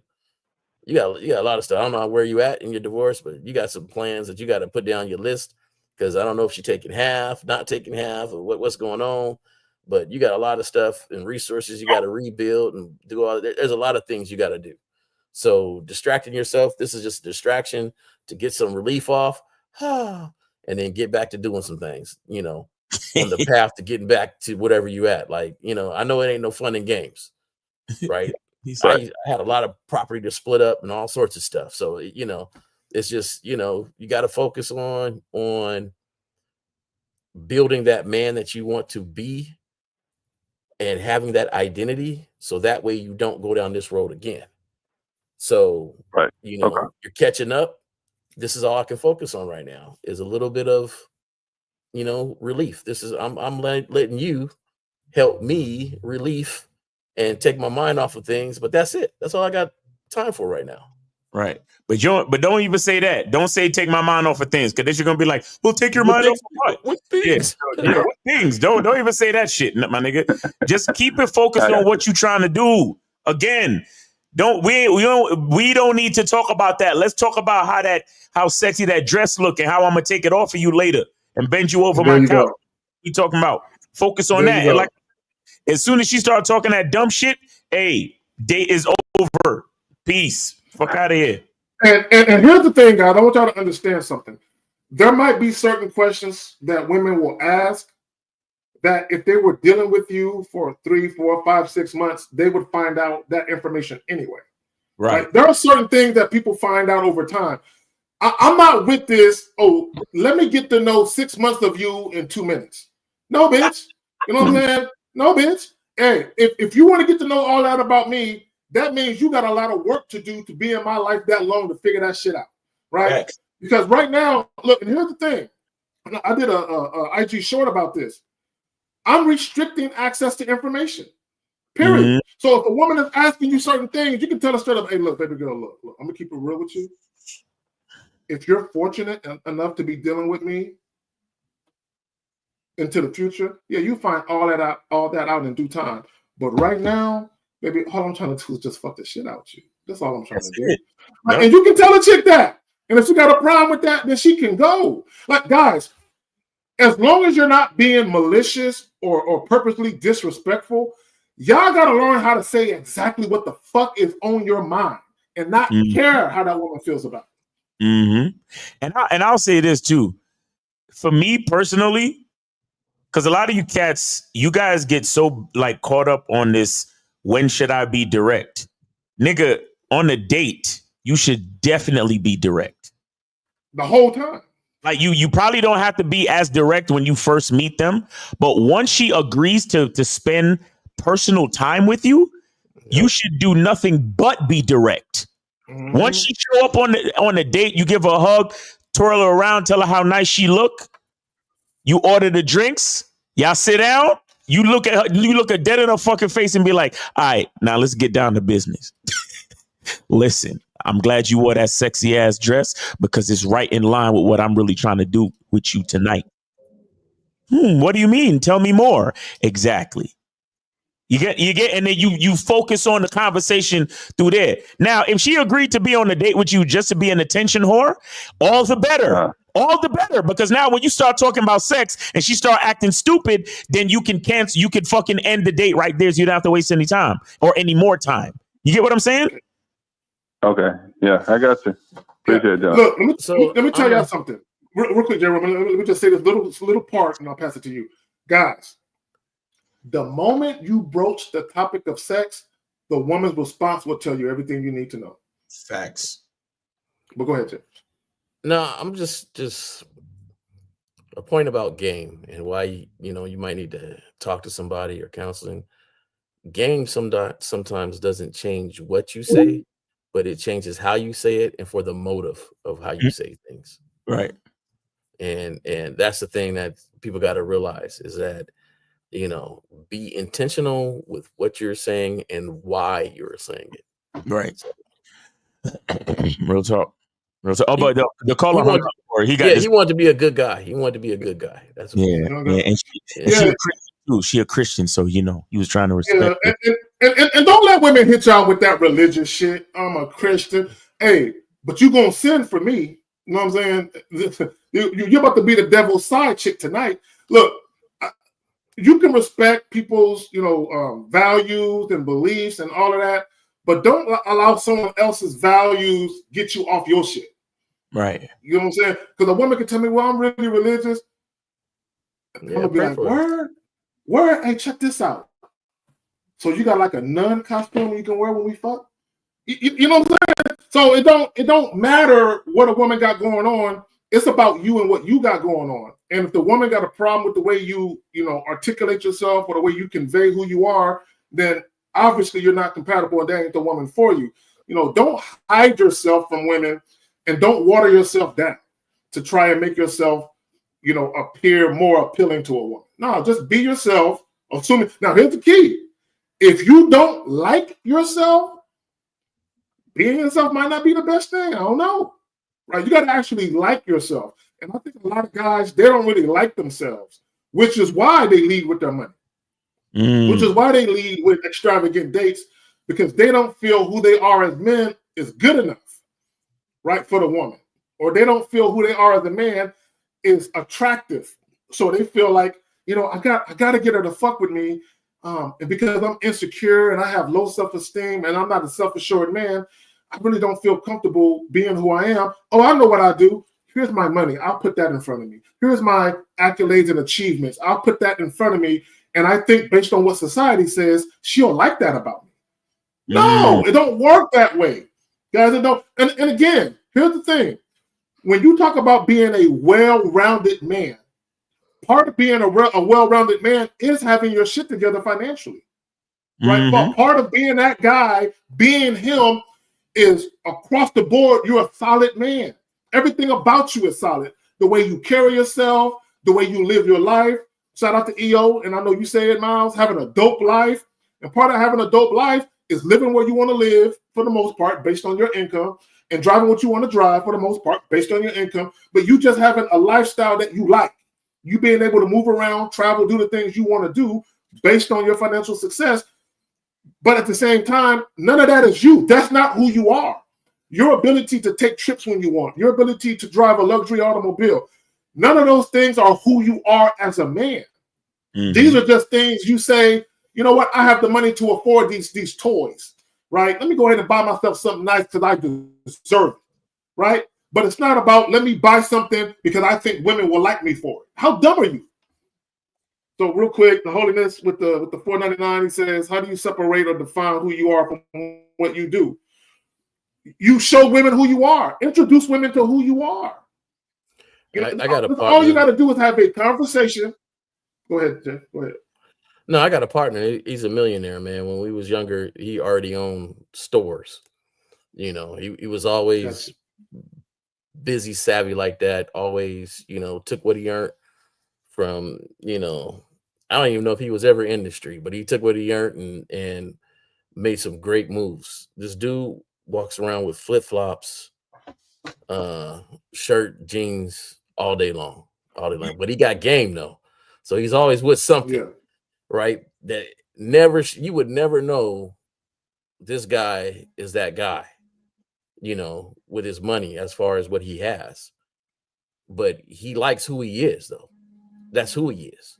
So I don't think I ever seen the dude dress up nice. I didn't think I ever seen him, you know, roll through. I remember one time, the only time I ever seen him really spend his money is when he bought, I think it was the new Camaro when it came out. He said he always liked the Camaro and bought it when it came out. Besides that, you wouldn't even know. Like he paid cash for it. Wow, I want that car. He was one of the first ones I seen rolling with that car. But that was the only thing that anybody could say, like, oh, he got some money, because he don't roll like that. That's a person that knows who they are and likes themselves for who they are. And when I tell you he wears flip-flops, the majority of the time he wears flip-flops, but we got to call it though.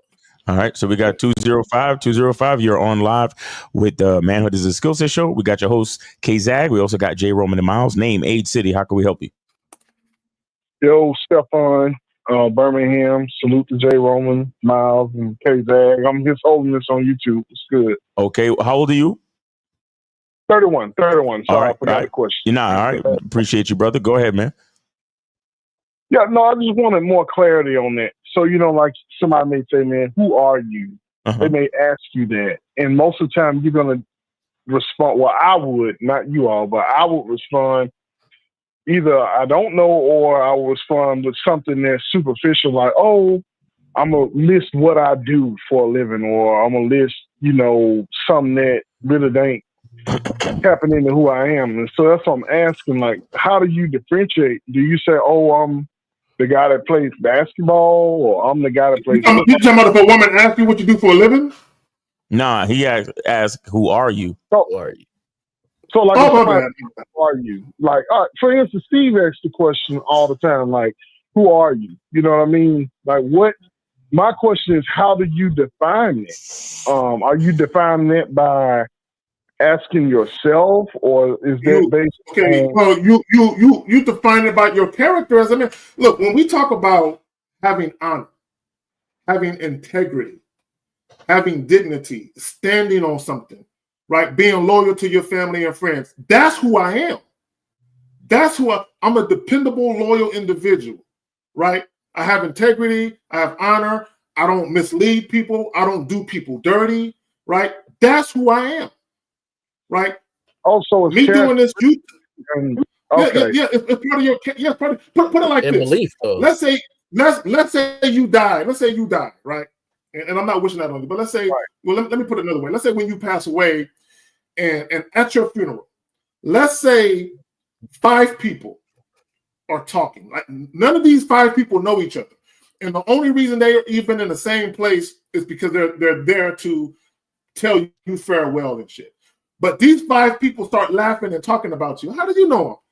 These 5 people, although they don't know each other, when they begin to share stories about you, there should be a lot of similarities where they can be like, yeah, you too.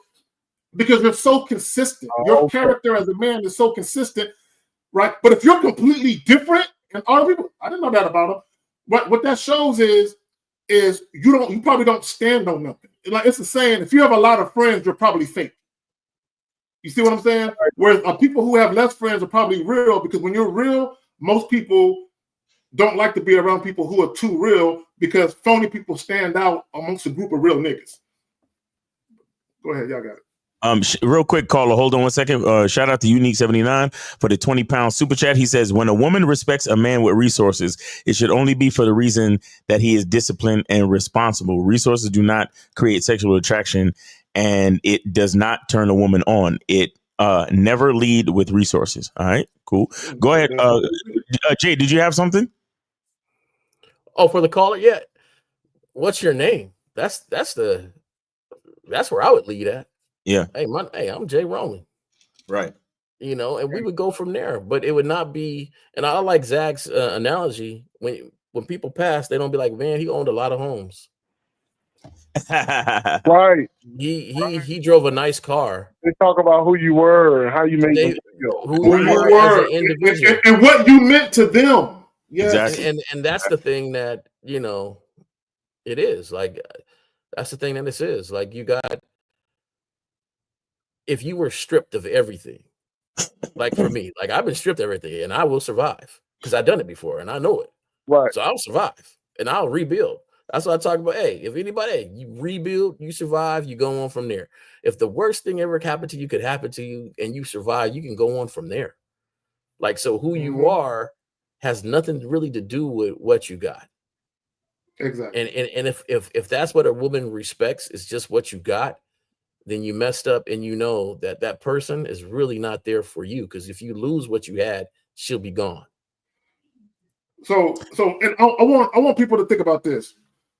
So if you take a drug dealer who's a millionaire drug dealer, and then but he in order for him to be a millionaire, he has to do a lot of shit. People die, you know, people get hurt because he has to maintain his shit. Then you put him next to a janitor who is a family man, right? And he holds his family down.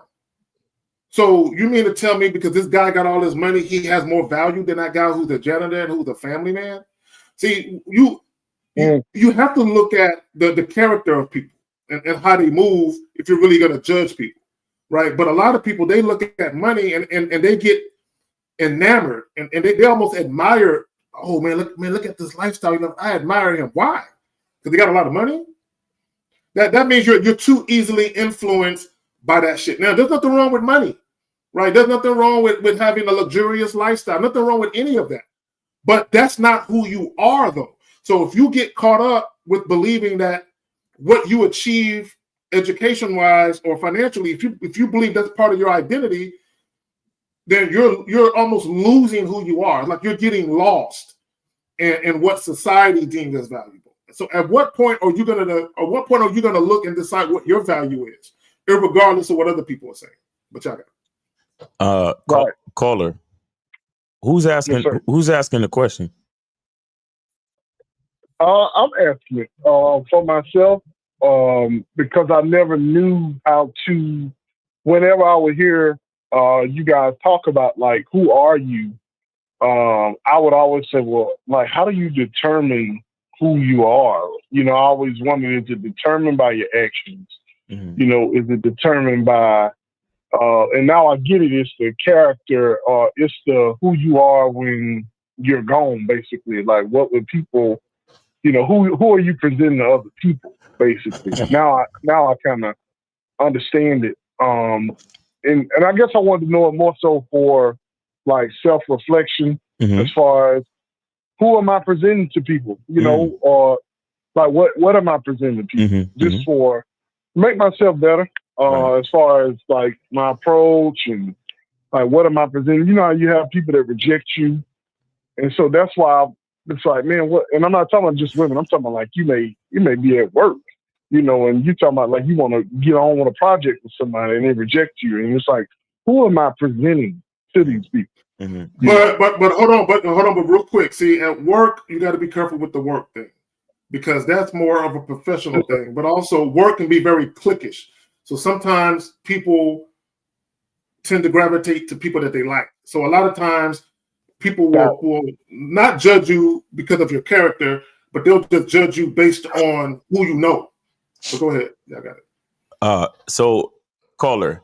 See, the reason why I ask you who's asking the question is because we must also establish what aspect is the question coming from, because your identity, like the basis of your identity, is all the parts of you that are consistent. Okay, so that means in any given situation, because you know who you are, you also know what choice you would make. You get what I'm saying? So like if somebody put any random scenario to you, like, oh, what would you do if somebody did this, this, and this? Then you say, well, I would do this. Right. And so each one of those, the consistency of those type of the consistency within your choice is like a you know, kind of like a what do you call that? Like a scope of seeing who you are. You get what I'm saying? So that's what I'm saying. Like if you're on a date, because, you know, you might be on a date with a chick and she says, so, you know, so who are you? I would have to be like, well, you know, I'm a complicated individual. You got to give me some type of aspect, or you have to give me some. You got to let me know more specifically what you're trying to figure out about me.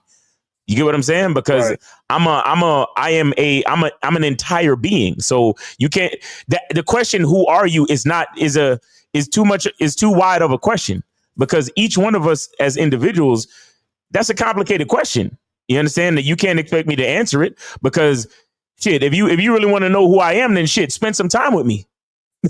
You see what I'm saying? If you really want to know who I am, spend a lot more time with me. Get to really know me. You know what I'm saying? If especially if we're dealing with a woman that you're attracted to, shit, if you really want to know who I am, then come home with me.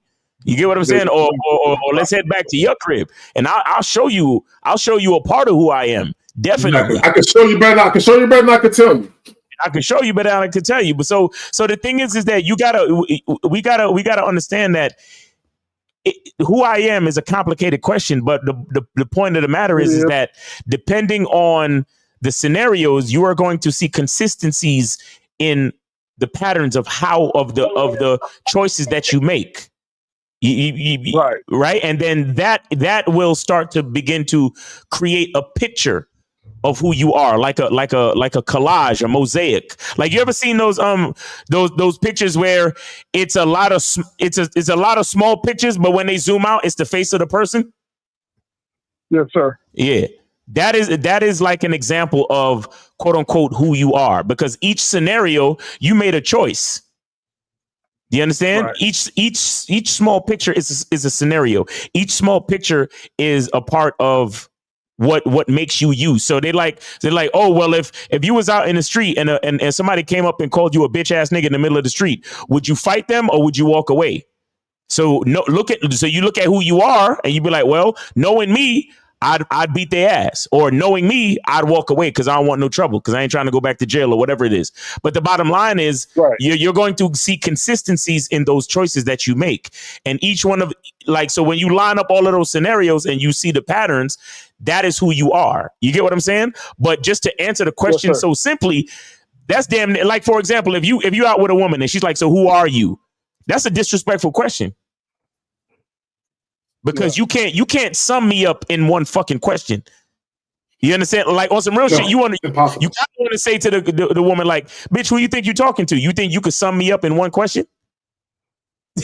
You get what I'm saying? So that'll turn on. It might. It just might, depending on the way you say it. Turn on for real. Exactly.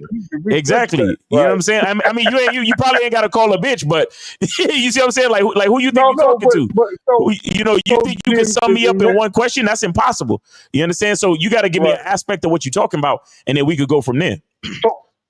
So in that aspect, you're saying, like, basically, I guess this will lead to you then. The identity of a man is based on what you just talked about then, like the consistency of your behavior over time. Right. How you develop. Always have been. It always have been. And that's why it's called masculine identity, because the information on your ID card is consistent. You got it, Jay. No, I just think that people get caught up with money. And that's the thing. Like, if I was a doctor and I invented a piece that saved a whole bunch of lives and I made $10 million, am I more important than the guy that made the straw and made that's making $1 billion? Right. So we always go to what did they do and how much money they made to put them at an important level. But the people around them, you ever been to a funeral or you ever have seen a family? They may have a lot of money, but nobody likes each other. Nobody are involved with each other, and everybody pretty much hates each other, and everybody, is not there. And I'm not saying all families, that got money is like that. What I'm just saying is that they recognize that it's more than just what I did, it's who I am, and the consistency that keeps creating, not just what I did. Exactly. But not only that, when you start talking about what you were talking about, Jay Roman, about the doctor, being a contributor to society is going to put you in a whole different light, right? Being a doctor, you created this, this new heart valve or some shit like that. So you're going to be very, very important simply because you're helping save lives. So your contribution to mankind is very, very important. And normally in history, we tend to give it up to people who've made contributions to society that make, our lives a little bit better, a little bit more comfortable, a little easier, and all that other type of shit. But even then, why are you motivated to do that? Are you motivated to do that because you really want to help people? And the fact that the accolades you get and the money you get is just a byproduct of that? Or were you motivated to do that because you wanted the accolades, you wanted the money, you wanted the pats on the back, right? So a lot of times your motivations for doing things speaks volumes of how you view yourself. So an example, and what I mean by that is this. Show me a guy who was mainly motivated to get money so he can get bitches. That's going to be the most frustrated guy because he's going to realize he's still having trouble with women, although he got to the money. Show me a guy who got money for himself. There's no reason for him to be frustrated when he's having trouble with women because his money, his accolades, his accomplishments was always about himself, right? But when you do things, when you attempt to acquire things or accomplish things for the validations of others, and you don't get that validation, you're going to be mad at the people. You're not going to be mad at yourself. You're going to be mad at the people because you're going to feel like you were lied to. This is why MGTOW, Red Pill, this is why they exist. Because they did all of these things believing that if I do these things, if I position myself and I get the woman, I will be celebrated. I will be cherished. I would be adored. And what's happening is they're realizing these women never really respected them to begin with. So Unique has a question. When is that fragrance being released?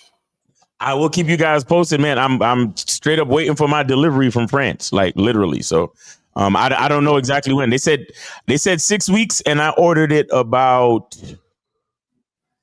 4 weeks ago. So I got like 3 more weeks to go, something like that, 2 or 3 more weeks to go. So we'll see what up.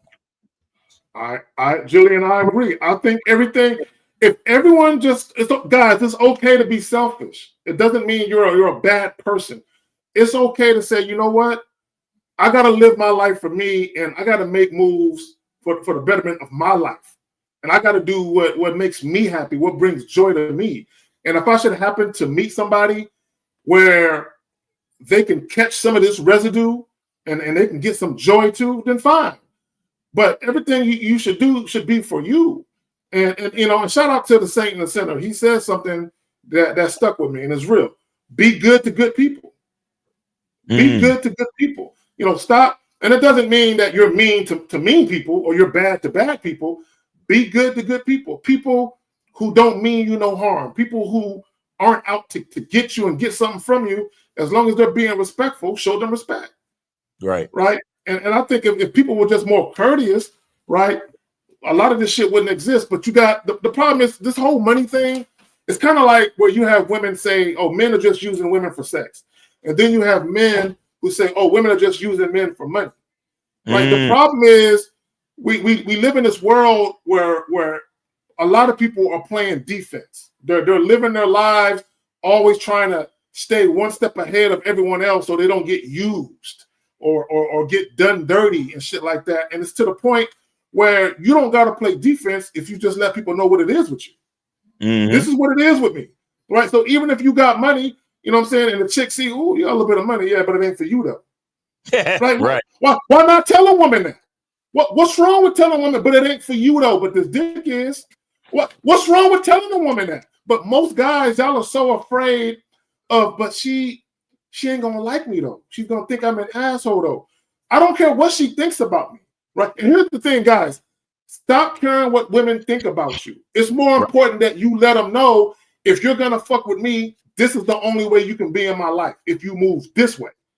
Regardless of how you personally feel about what I'm saying. And again, as long as you're not being malicious, you're not out to hurt nobody, guys, there are going to be women who take offense to how you move. They get offended. The other day, when was it? Was it yesterday? I'm forgetting my days. Yeah, yesterday. Yesterday when we did the IG joint with Two Dapper. Shout out to Afi Kingdom. Afi Kingdom came into the joint and he was using the word bitch. And this one woman came in there and was like, oh, y'all using the word bitch? And they're like, yeah, bitch, we're using the word bitch. Why you offended, bitch? You know what I'm saying? Look, here's the thing, right? So here's the thing. Ladies, and let me just talk to the ladies real quick. If a man called you a bitch and he was malicious with it and he had ill intent, I can see you being offended. But if a man are just using the word bitch in the conversation, much like the word nigga in the conversation, it's just terms of endearment. Right? Don't take offense to it, right? That's just how niggas talk. And when that lady came in the IG joint and she was saying that, I said, see, this is why men and women can't be friends. Because this is how men talk amongst themselves. When there are no women around, we talk like this. So a lot of times when we do these live streams, women, y'all are getting insight to how men talk when no women are around. So we're being our authentic selves, but then you got women that come into the chat. Oh, I don't like when y'all talk like that. Bitch, I'm being me. So women, I gotta ask this women, what do you want? Do you want a man to be real or you want him to be phony? Which is it? Because when a man is being real, you're gonna hear the word bitch early and often. But it ain't about me directing that word towards you. I'm just using it. Look, not all women are bitches and not all bitches are women. Period. But when we use that word, when you take offense to it, what you're saying is you're triggered. And let me just say this. Let me see if I got it. Hold on real quick. Let me see if I got it. I want people to understand something. Let me see if I got this shit. I hope I didn't delete this shit. I'm bad at deleting shit. But basically, we're talking about triggers. And I think I did delete the shit. But basically, other people's triggers are not your problem. People being triggered or being offended by you being you, that's not your problem. That's their problem. Real talk. So caller, you good? Good, man. A lot of game, man. Appreciate you, fella. All right, man. Thanks for calling in. Thanks for supporting the show. Yes, okay, take it easy, brothers. So we got 757. You're on live with the Manhood is a Skill Set Show. We got your host, K. Zag, and we also have J. Roman and Miles. Yeah, name, age, city. How can we help you? My name is James. I'm 29. Virginia. James? James. James. You know, niggas be saying their name is James, but it'll only be one nigga. That's crazy. Anyway, how old are you? Just think about with the Seinfeld humor and shit. Little dead joke. I love that shit. I'm sorry. How old you said you was? I'm sorry. 29. 29. All right, great. All right, cool. So what's your question, brother? Go ahead, man. Thanks for calling the show. What's your question? The question is, I heard Jay Roman say something earlier about how he can be honest without telling people everything. How do you actually do that in real time? And not just when you're talking to these women, but when you're talking to everybody. Because sometimes I feel like I don't want to reveal certain information about myself to everybody, but I have an issue with actually lying to them. So how do you pull that off in real time? Give me an example of a question that you don't want to answer in real time when somebody asks you. So I know. Hey, man, what do you do for work? I don't want to tell them what I do for work. So I'm asking you, what do you do for work?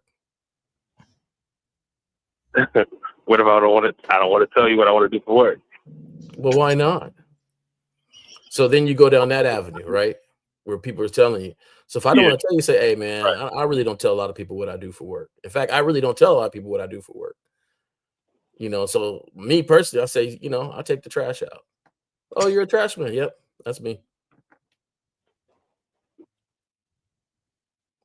Or I say, hey, I don't really like talking about what I do for work. I'm out here trying to have a little bit of fun.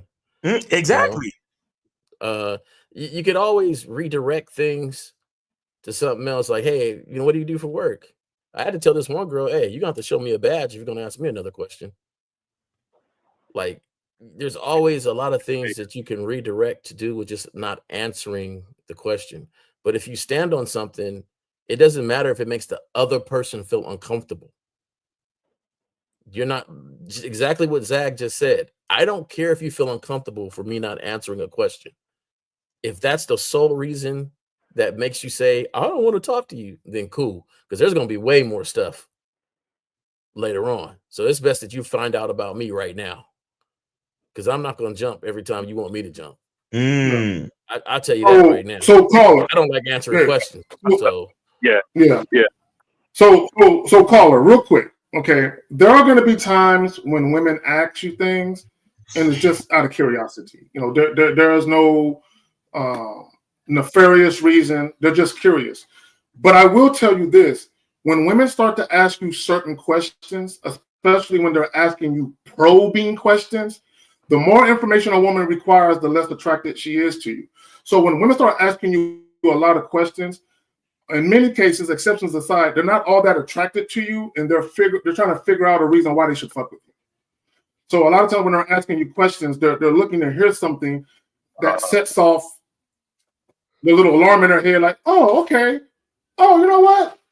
I might fuck with him now, right? So again, the more information a woman requires, the less attracted she is to you.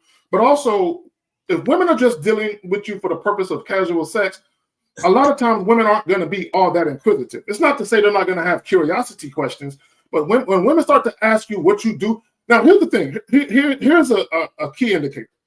If a woman can ask you what you do for a living and she's just curious, I've never really had women ask me that.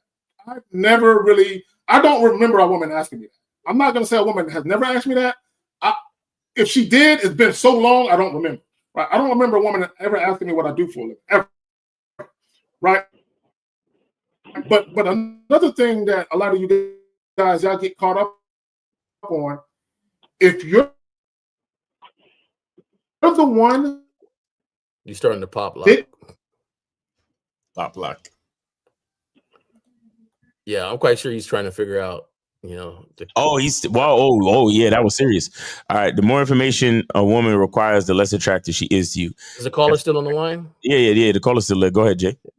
Yeah. So I'm sorry. Now, are you kind of in situations where you're around other guys and they're asking you what to do? What do you do when things like that? So it's mostly about, when guys ask me questions, it'd be easy to answer because they don't be so personal. You know what I mean? Like, guys will ask you questions about like sports or something like that. Sports. When you guys, so other people, they be trying to they're trying to probe your status on who you are. Yeah, it's a little too intimate. You know what I mean? Like because I'm not gonna because when certain people look at you, they kind of make assumptions about everybody, right? Mm-hmm. So when you go to them and they ask you some questions, they'll be like, because this show is already about money status and stuff. So I don't be wanting to give off that kind of aura that you want to have to get them to ask them kind of. You see what I'm saying? Yeah. So one thing is, this is the thing that you have to get comfortable with, is that's just being you on what you believe in at any moment at any time, and standing by that. So I remember sometime when I said something to this girl, and she said, well, don't make it weird. Yeah. Right? Because she didn't like my answer. And it wasn't weird for me because I didn't care if you liked my answer or not. And that's where you got to live at, where, and I'm not saying everybody has ill intent when they ask questions. Like Zad was saying, hey, she could just be asking a question because she ain't got no game. And she's going through those simple questions like, hey, what do you do? Where do you live? Where are you from? And stuff like that. So you could stop things from the jump and say, hey, slow down. Slow down. My name is such and such. I'm here to have a good time. What's your name? Oh, okay. And then go from there. It doesn't always have to be this interrogation style of things. I would have to say, let's just say somebody met a lawyer and he has this great interaction with this girl, and the first thing she goes over and tells her friend is, "Ooh, girl, I met a lawyer." Right. If he heard that, do you think he's really like, oh, yeah, she's into me? Or is it the profession that she's into? Right. So, I understand why you're hesitant on some things, but you have to control the conversation. A lot of times when we don't control the conversation, where it's going, where it's leading, we get questions a lot. Go ahead, Miles. No, so Cola, I was just saying this. You have a concern for when you're out on a date. Is that what this is? Just any situation where they just like, I'll give you an example, right? I had a situation where I just met them, and not outside. I mean, even when it's on the job or something like that, on the job, not on the job, when I'm meeting somebody new, who's a female, you see what I'm saying?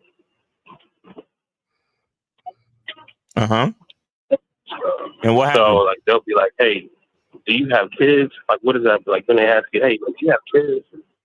I don't mind answering that question because I don't have kids. You know what I'm saying? But then it leads to where do you live, or what do you do, or something Okay. like that. All right. So here's the thing. You need to practice. You need to practice doing what Jay Roman told you. And I'll add this. Focus on what you trying to do. Stop letting people dictate the conversations you have with them. Do you understand? Learn how to dictate the conversation. So whatever it is, you meet a woman and y'all talking and you find her attractive, say to yourself, okay, what am I trying to do with this chick? I'm trying to get with her so we could meet up for a drink, go out on a date, so we could check this chemistry to see if we could smash. So then you say to her, listen, what I'm trying to do with you, all that information don't even matter. When are you free for us to meet up for a drink? You need to focus on what you're trying to do, redirect the conversation. That's it. That's it. You need to stop. You need to stop feeling like you're at the subject of whatever another person want to talk about. You ain't got to talk about what they want to talk about. Talk about what you want to talk about. Now, and here is another one of those beautiful situations where you get to see what you're dealing with. Now, if you change the situation to, let's meet up and get together, and she start talking some other shit, talking about, well, why you ain't answering my question? And Kazak can put it up earlier. The more information she wants, the less attracted she is to you. So you'll get your answer, bro. You'll get your answer before you even have to answer her question. Do you understand what I'm saying? Yeah, I see what you mean. You sound like, how old are you again? I'm 29. I'm 29 years old. You're 29. Act like a nigga who almost 30 and stop acting like a fucking teenager. You sound like you answering questions to who left the dishes in the sink last night. That's what you sound like. You don't have to answer everything. You a grown ass man, my nigga. You a grown ass man. If the person that you talking to, I mean, unless it's some situation like you on the job. If you on the job and something didn't get done and your boss or your supervisor come to you, be like, hey, what happened over there? Like, what happened over there yesterday? Because the deadline wasn't met. Then nigga, you're gonna have to do what you're gonna have to do because that's your job. You understand? But you in a general social situation, you are a grown ass man. Focus on what you want from the conversation. And if they don't want that, then you don't need to be talking to them. Okay. people got everybody ain't for everybody, and more guys have to understand that. Just because you look at a woman and she seems attractive, she's nice, it doesn't mean that one is for you. Right. And that's the thing. Like everybody, and when you roll like that, it's easier because now you're not trying to qualify for everybody. What you're saying is, hey, I'm not feeling dope. You're starting your interrogations awful early. I just came out here for a happy hour. Yeah, like what? Like, give me a couple of drinks and relax. My name is such and such. Like, yo, you know, it's always a good icebreaker for shit like that. If I told you, I'd have to kill you, or some shit like that. You could say. Yeah. So guys, and I know what it is. A lot of times, you guys get caught up because you're like, well, you know, I do want access to her body. So in order for her to feel comfortable with that prospect, I do have to answer whatever she. No. See, and what it is y'all need to start dealing with women who want access to your dick. See, this is why I say I don't want nothing from a woman, right? I don't want nothing. A woman can't give me nothing, right? So when you're dealing with a woman who's actually attracted to you and she wants to have sex with you, she wants you to want to have sex with her. She moves differently. But when you're dealing with a woman who knows you want to have sex with her, but she don't really look at you, you know, as that guy sexually, what she's going to do is she's either going to get rid of you or she's going to seek to qualify you to see what else you got going on that could be of interest to her. Right? So don't get caught up on being worried about what the woman wants. Guys, it's none of your business what she wants. Right. That's her concern. It's the woman's job to get what she wants out of dating. It's not your job to give it to her. Just like it's not a woman's job to give you what you want out of dating. It's your job to go find women who want to give it to you. Right. Exactly. So don't feel a need to have to perform for this woman because you want something from her. You shouldn't even want nothing from a woman. Again, my favorite word is deference, humble submission and respect. So if a woman isn't showing me deference, we can't do nothing no way. Exactly. All right, caller. And you can say it with a smile too. I ain't answering that question. With heavy eye contact, I'm not answering that shit. Well, I remember one time, real quick, caller, I had a woman ask me, and I was about maybe 22, maybe 23, right around this time. And I was at a nightclub, and I had rolled with one of my partners. And this chick I had met, she had asked me what kind of car I drove. And I told her straight to her face, I said, don't worry about that. All you need to be concerned with is that I'm here now talking to you. Right?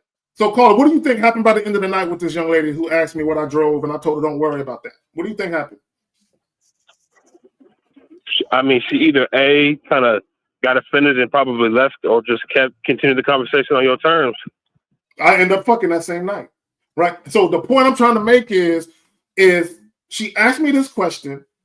I redirected her back to the task at hand, which is don't worry about all that. All you need to be concerned with is that I got here to be able to be talking to you right now. So let's focus on this conversation we have. Right. All I did was redirect her, and she liked that shit. And I wasn't doing it because I thought she might like it. I was doing it because I thought the bitch was being nosy, worrying about shit that don't matter. But I redirected her, not caring what the result was going to be. I didn't know I was going to fuck at the end of the night. I had no clue I was going to fuck. I just stuck to the script of doing me and making sure the woman understands you need to be more focused on this, not that. Right. Yeah, and the point I wanted to make with Zach's story there is I'm quite sure he was cool with either way. Mm-hmm. Yeah. If she didn't respond right, you know, I had a partner, I think it's corny, but, you know, I was there when he said it. So he was like, I remember some girl asked him some question, and he said, how much does a polar bear weigh? Mm-hmm. And she was like, what? He was like, enough to break the ice. And she's like, what does that got to do with anything? He says, oh, I thought we was just asking random questions. You know, I was like, oh, you so cool. But hey, you know, she didn't think it was funny, but at the same time, he didn't, you know, we didn't care. It was just like, yo, I'm not here for your interrogation. Exactly. Shit. Look, if anything, I'm here to make myself laugh. I could give a fuck if you found it funny. Hey, I mean, I have fun when I go out, so I don't know about anybody else. How much does a polar bear weigh? Enough to break the ice. And quick question. This is another. I know Zach was talking about this. By the way, hey Zach, hey Mal. I didn't properly greet y'all at the beginning, but Hey, yeah, appreciate it. so going out to meet women, right? I know like bars and clubs are popular, but do you guys have any other recommendations? Because like the club scene is actually getting kind of dangerous to be at. With people kind of popping off. Yeah. What club you go to, man? Yeah, what city you live in, my nigga? Well, I live in Virginia, but I'm just saying, you know, people be Oh, going crazy. yeah, you in Virginia. So see, the question is, where do you like to hang out, though? That's the real question.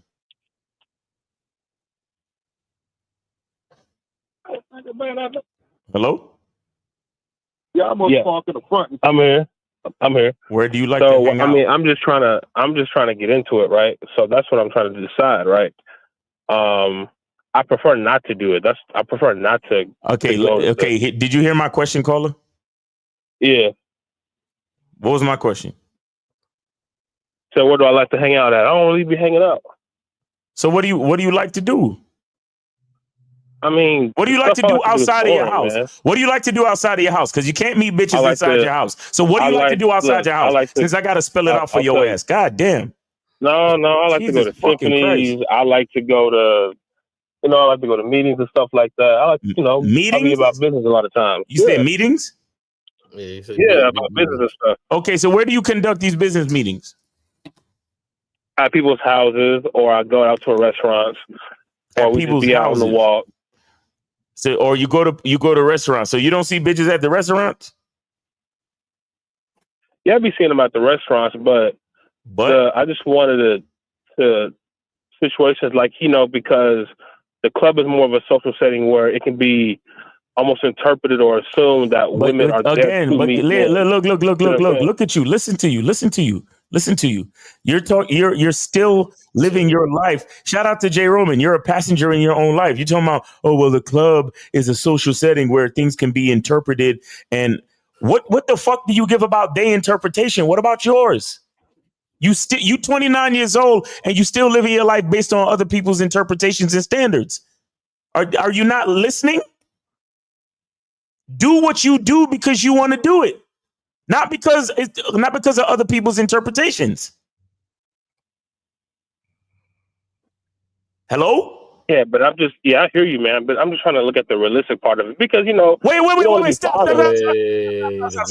What is unrealistic about you being at a restaurant? You see a woman because a lot of restaurants have bars. Or I've chatted chicks up. I've seen a chick. I've been in Seattle. I was in Seattle, and I actually chatted a chick up because I saw her having dinner by herself, and I chatted the chick up. Turns out we was at the same hotel and shit. Huh? That's not realistic? I mean, no, it is realistic. What the fuck is wrong with you? You see, even when you say the words realistic, you're still basing it off of other people's ideas. So, caller, you can meet women anywhere, bro. I've met women literally pumping gas. Like I'm pumping gas, and I look and I see this chick get out. And she look at me and I nod my head and I smile and I do this. And she nods her head, yes, and I get the digits. I've been on a highway, like literally going 60 miles an hour passing up a chick. And I look and I honk my horn. And she looks at me and I do like this. And she says yes, and I point. And we pull over on the fucking highway or exit real quick and exchange contact information. Now, I did these things when I was a much younger man, of course. But the point is, you can meet women anywhere. Anywhere.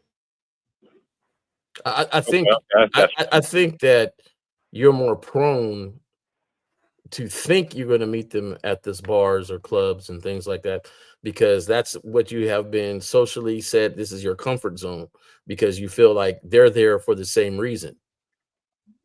Right. They're there to meet somebody and things. But the thing is, if that's not where you're at and that's not where you want to go, then why are you there? Exactly. Because you got to guide your own life. So when you're at the gas station and you look over and you see somebody and you say, hey, you have that quick little nod or conversation or in the grocery store or in line somewhere or at the restaurant because there's people everywhere. But are you prone to recognize those people everywhere? Or are you just like, hey, it's not in the club where it'd be easier for me It'll be easier. Hey, look. We're always I looking heard for people the say, easy. my bad. Go ahead. No, Go ahead, Jay. I feel like we always looking for the easy way out, and that's natural because people want to do things easy.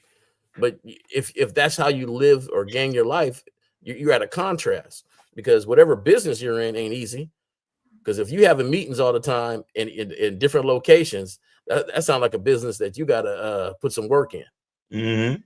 Right. So if you're not, exactly. If you don't take the same things that you're already doing for that and apply it to yourself, then what's the thing? Like, be who you are consistently all the way through in all assets of your life to complete your manhood, to complete your identity. See, one of the biggest issues with a lot of you cats is, man, y'all just scared, bro. You just scared. Bottom line is they scared. Look, y'all got to remember, man, we got one life. You got one. This ain't no video game where you die and you got another character to pass that level. Nah, bro. When it's over, nigga, it's over. And I'm here to tell you, the older you get, the dating pool looks different. Ask George the older Foreman. you get. Yeah, like y'all gotta have fun, bro. Look, let me tell y'all something. That's what I'm talking about. I remember I was at this little spot, and I was sitting at a 2-person table by myself. And this chick came in with this guy. And when they came in, they positioned themselves at the bar. She kept looking back at me. And I'm looking at her and I'm like, I wonder if that's her man or not. Right? So at some point, some other people come in and they start talking to the guy. So when they start talking to the guy, she used that to come over. She walked over to me real quick, almost like she didn't want the nigga to know. And she said, I just want to say, I like your style. And I'm like, oh, word? I said, look, check this out. I said, is that your man right there? She was like, oh, yeah. And I'm like, oh, that's messed up. I said, well, look. When he get ready to leave, let him go to the car first, and you kind of linger around and holler at me right quick. Right? But my point is sometimes when you see situations, just have fun with it. Just have fun. Don't be so methodical and robotic with everything. Have fun with it sometimes. This nigga K disrespectful, man. Fuck that. I spilled food all down my shirt once. Hey, she was reckless eyeballing, Miles. She was reckless eyeballing. If your chick reckless eyeballing, she getting took it. You know what I'm saying? I'm just letting you know. I spilled food all down my shirt once. And and as a big dude, you can't do that. You can't spill no food on yourself, right? Right. That's just sloppy, right? And the waitress, I was eyeballing the waitress, giving her little looks and stuff. And she came over and I was like, and she looked at me and I said, man, I said, the next go round, I was just about to give you my whole Mac Diddy vibe, but I guess I can't do that now. I got food on my shirt. Yeah, you're right. And so she started laughing. I started laughing. I said, here, take my number here. And let me redo this later on. Call me up and I'll redo this later on. And that's it. Like, hey, bro. There was so many different things you could be like, you know what? I've been known to be a messy eater. A lot of women tell me I'm messy with my food. Well, that's not what I said. I know. I can only go what I said. I said, hey, I know. I'll number down. Go ahead. Here's my number. Let me redo this. And she did. We laughed about it and stuff like that. She just, you got to have fun with yourself. You got to be able to laugh at yourself. You got to be able to. What's wrong with, I find that these days is people always you're afraid to fail. Mm-hmm. Yeah. But it don't allow you to learn and grow if you're so afraid to fail. And so what happens, you guys get stagnant on now you get the club and the bar. That's the only two places you meet people. Yeah, that's crazy. That's it. Yeah, it don't make no sense, bro. So come on, stretch yourself out, man. Meet people. Say something goofy. I prefer you didn't, but it might be goofy in the beginning until you learn some game. But at the same time, at least you're talking. Right. There you go. Shout out to Jazzy Jazz in the building. It says, yay, Jazz, it's been 1 month. Congrats. Yeah, we're celebrating our 1 month anniversary, Jazz. What are we going to do to celebrate?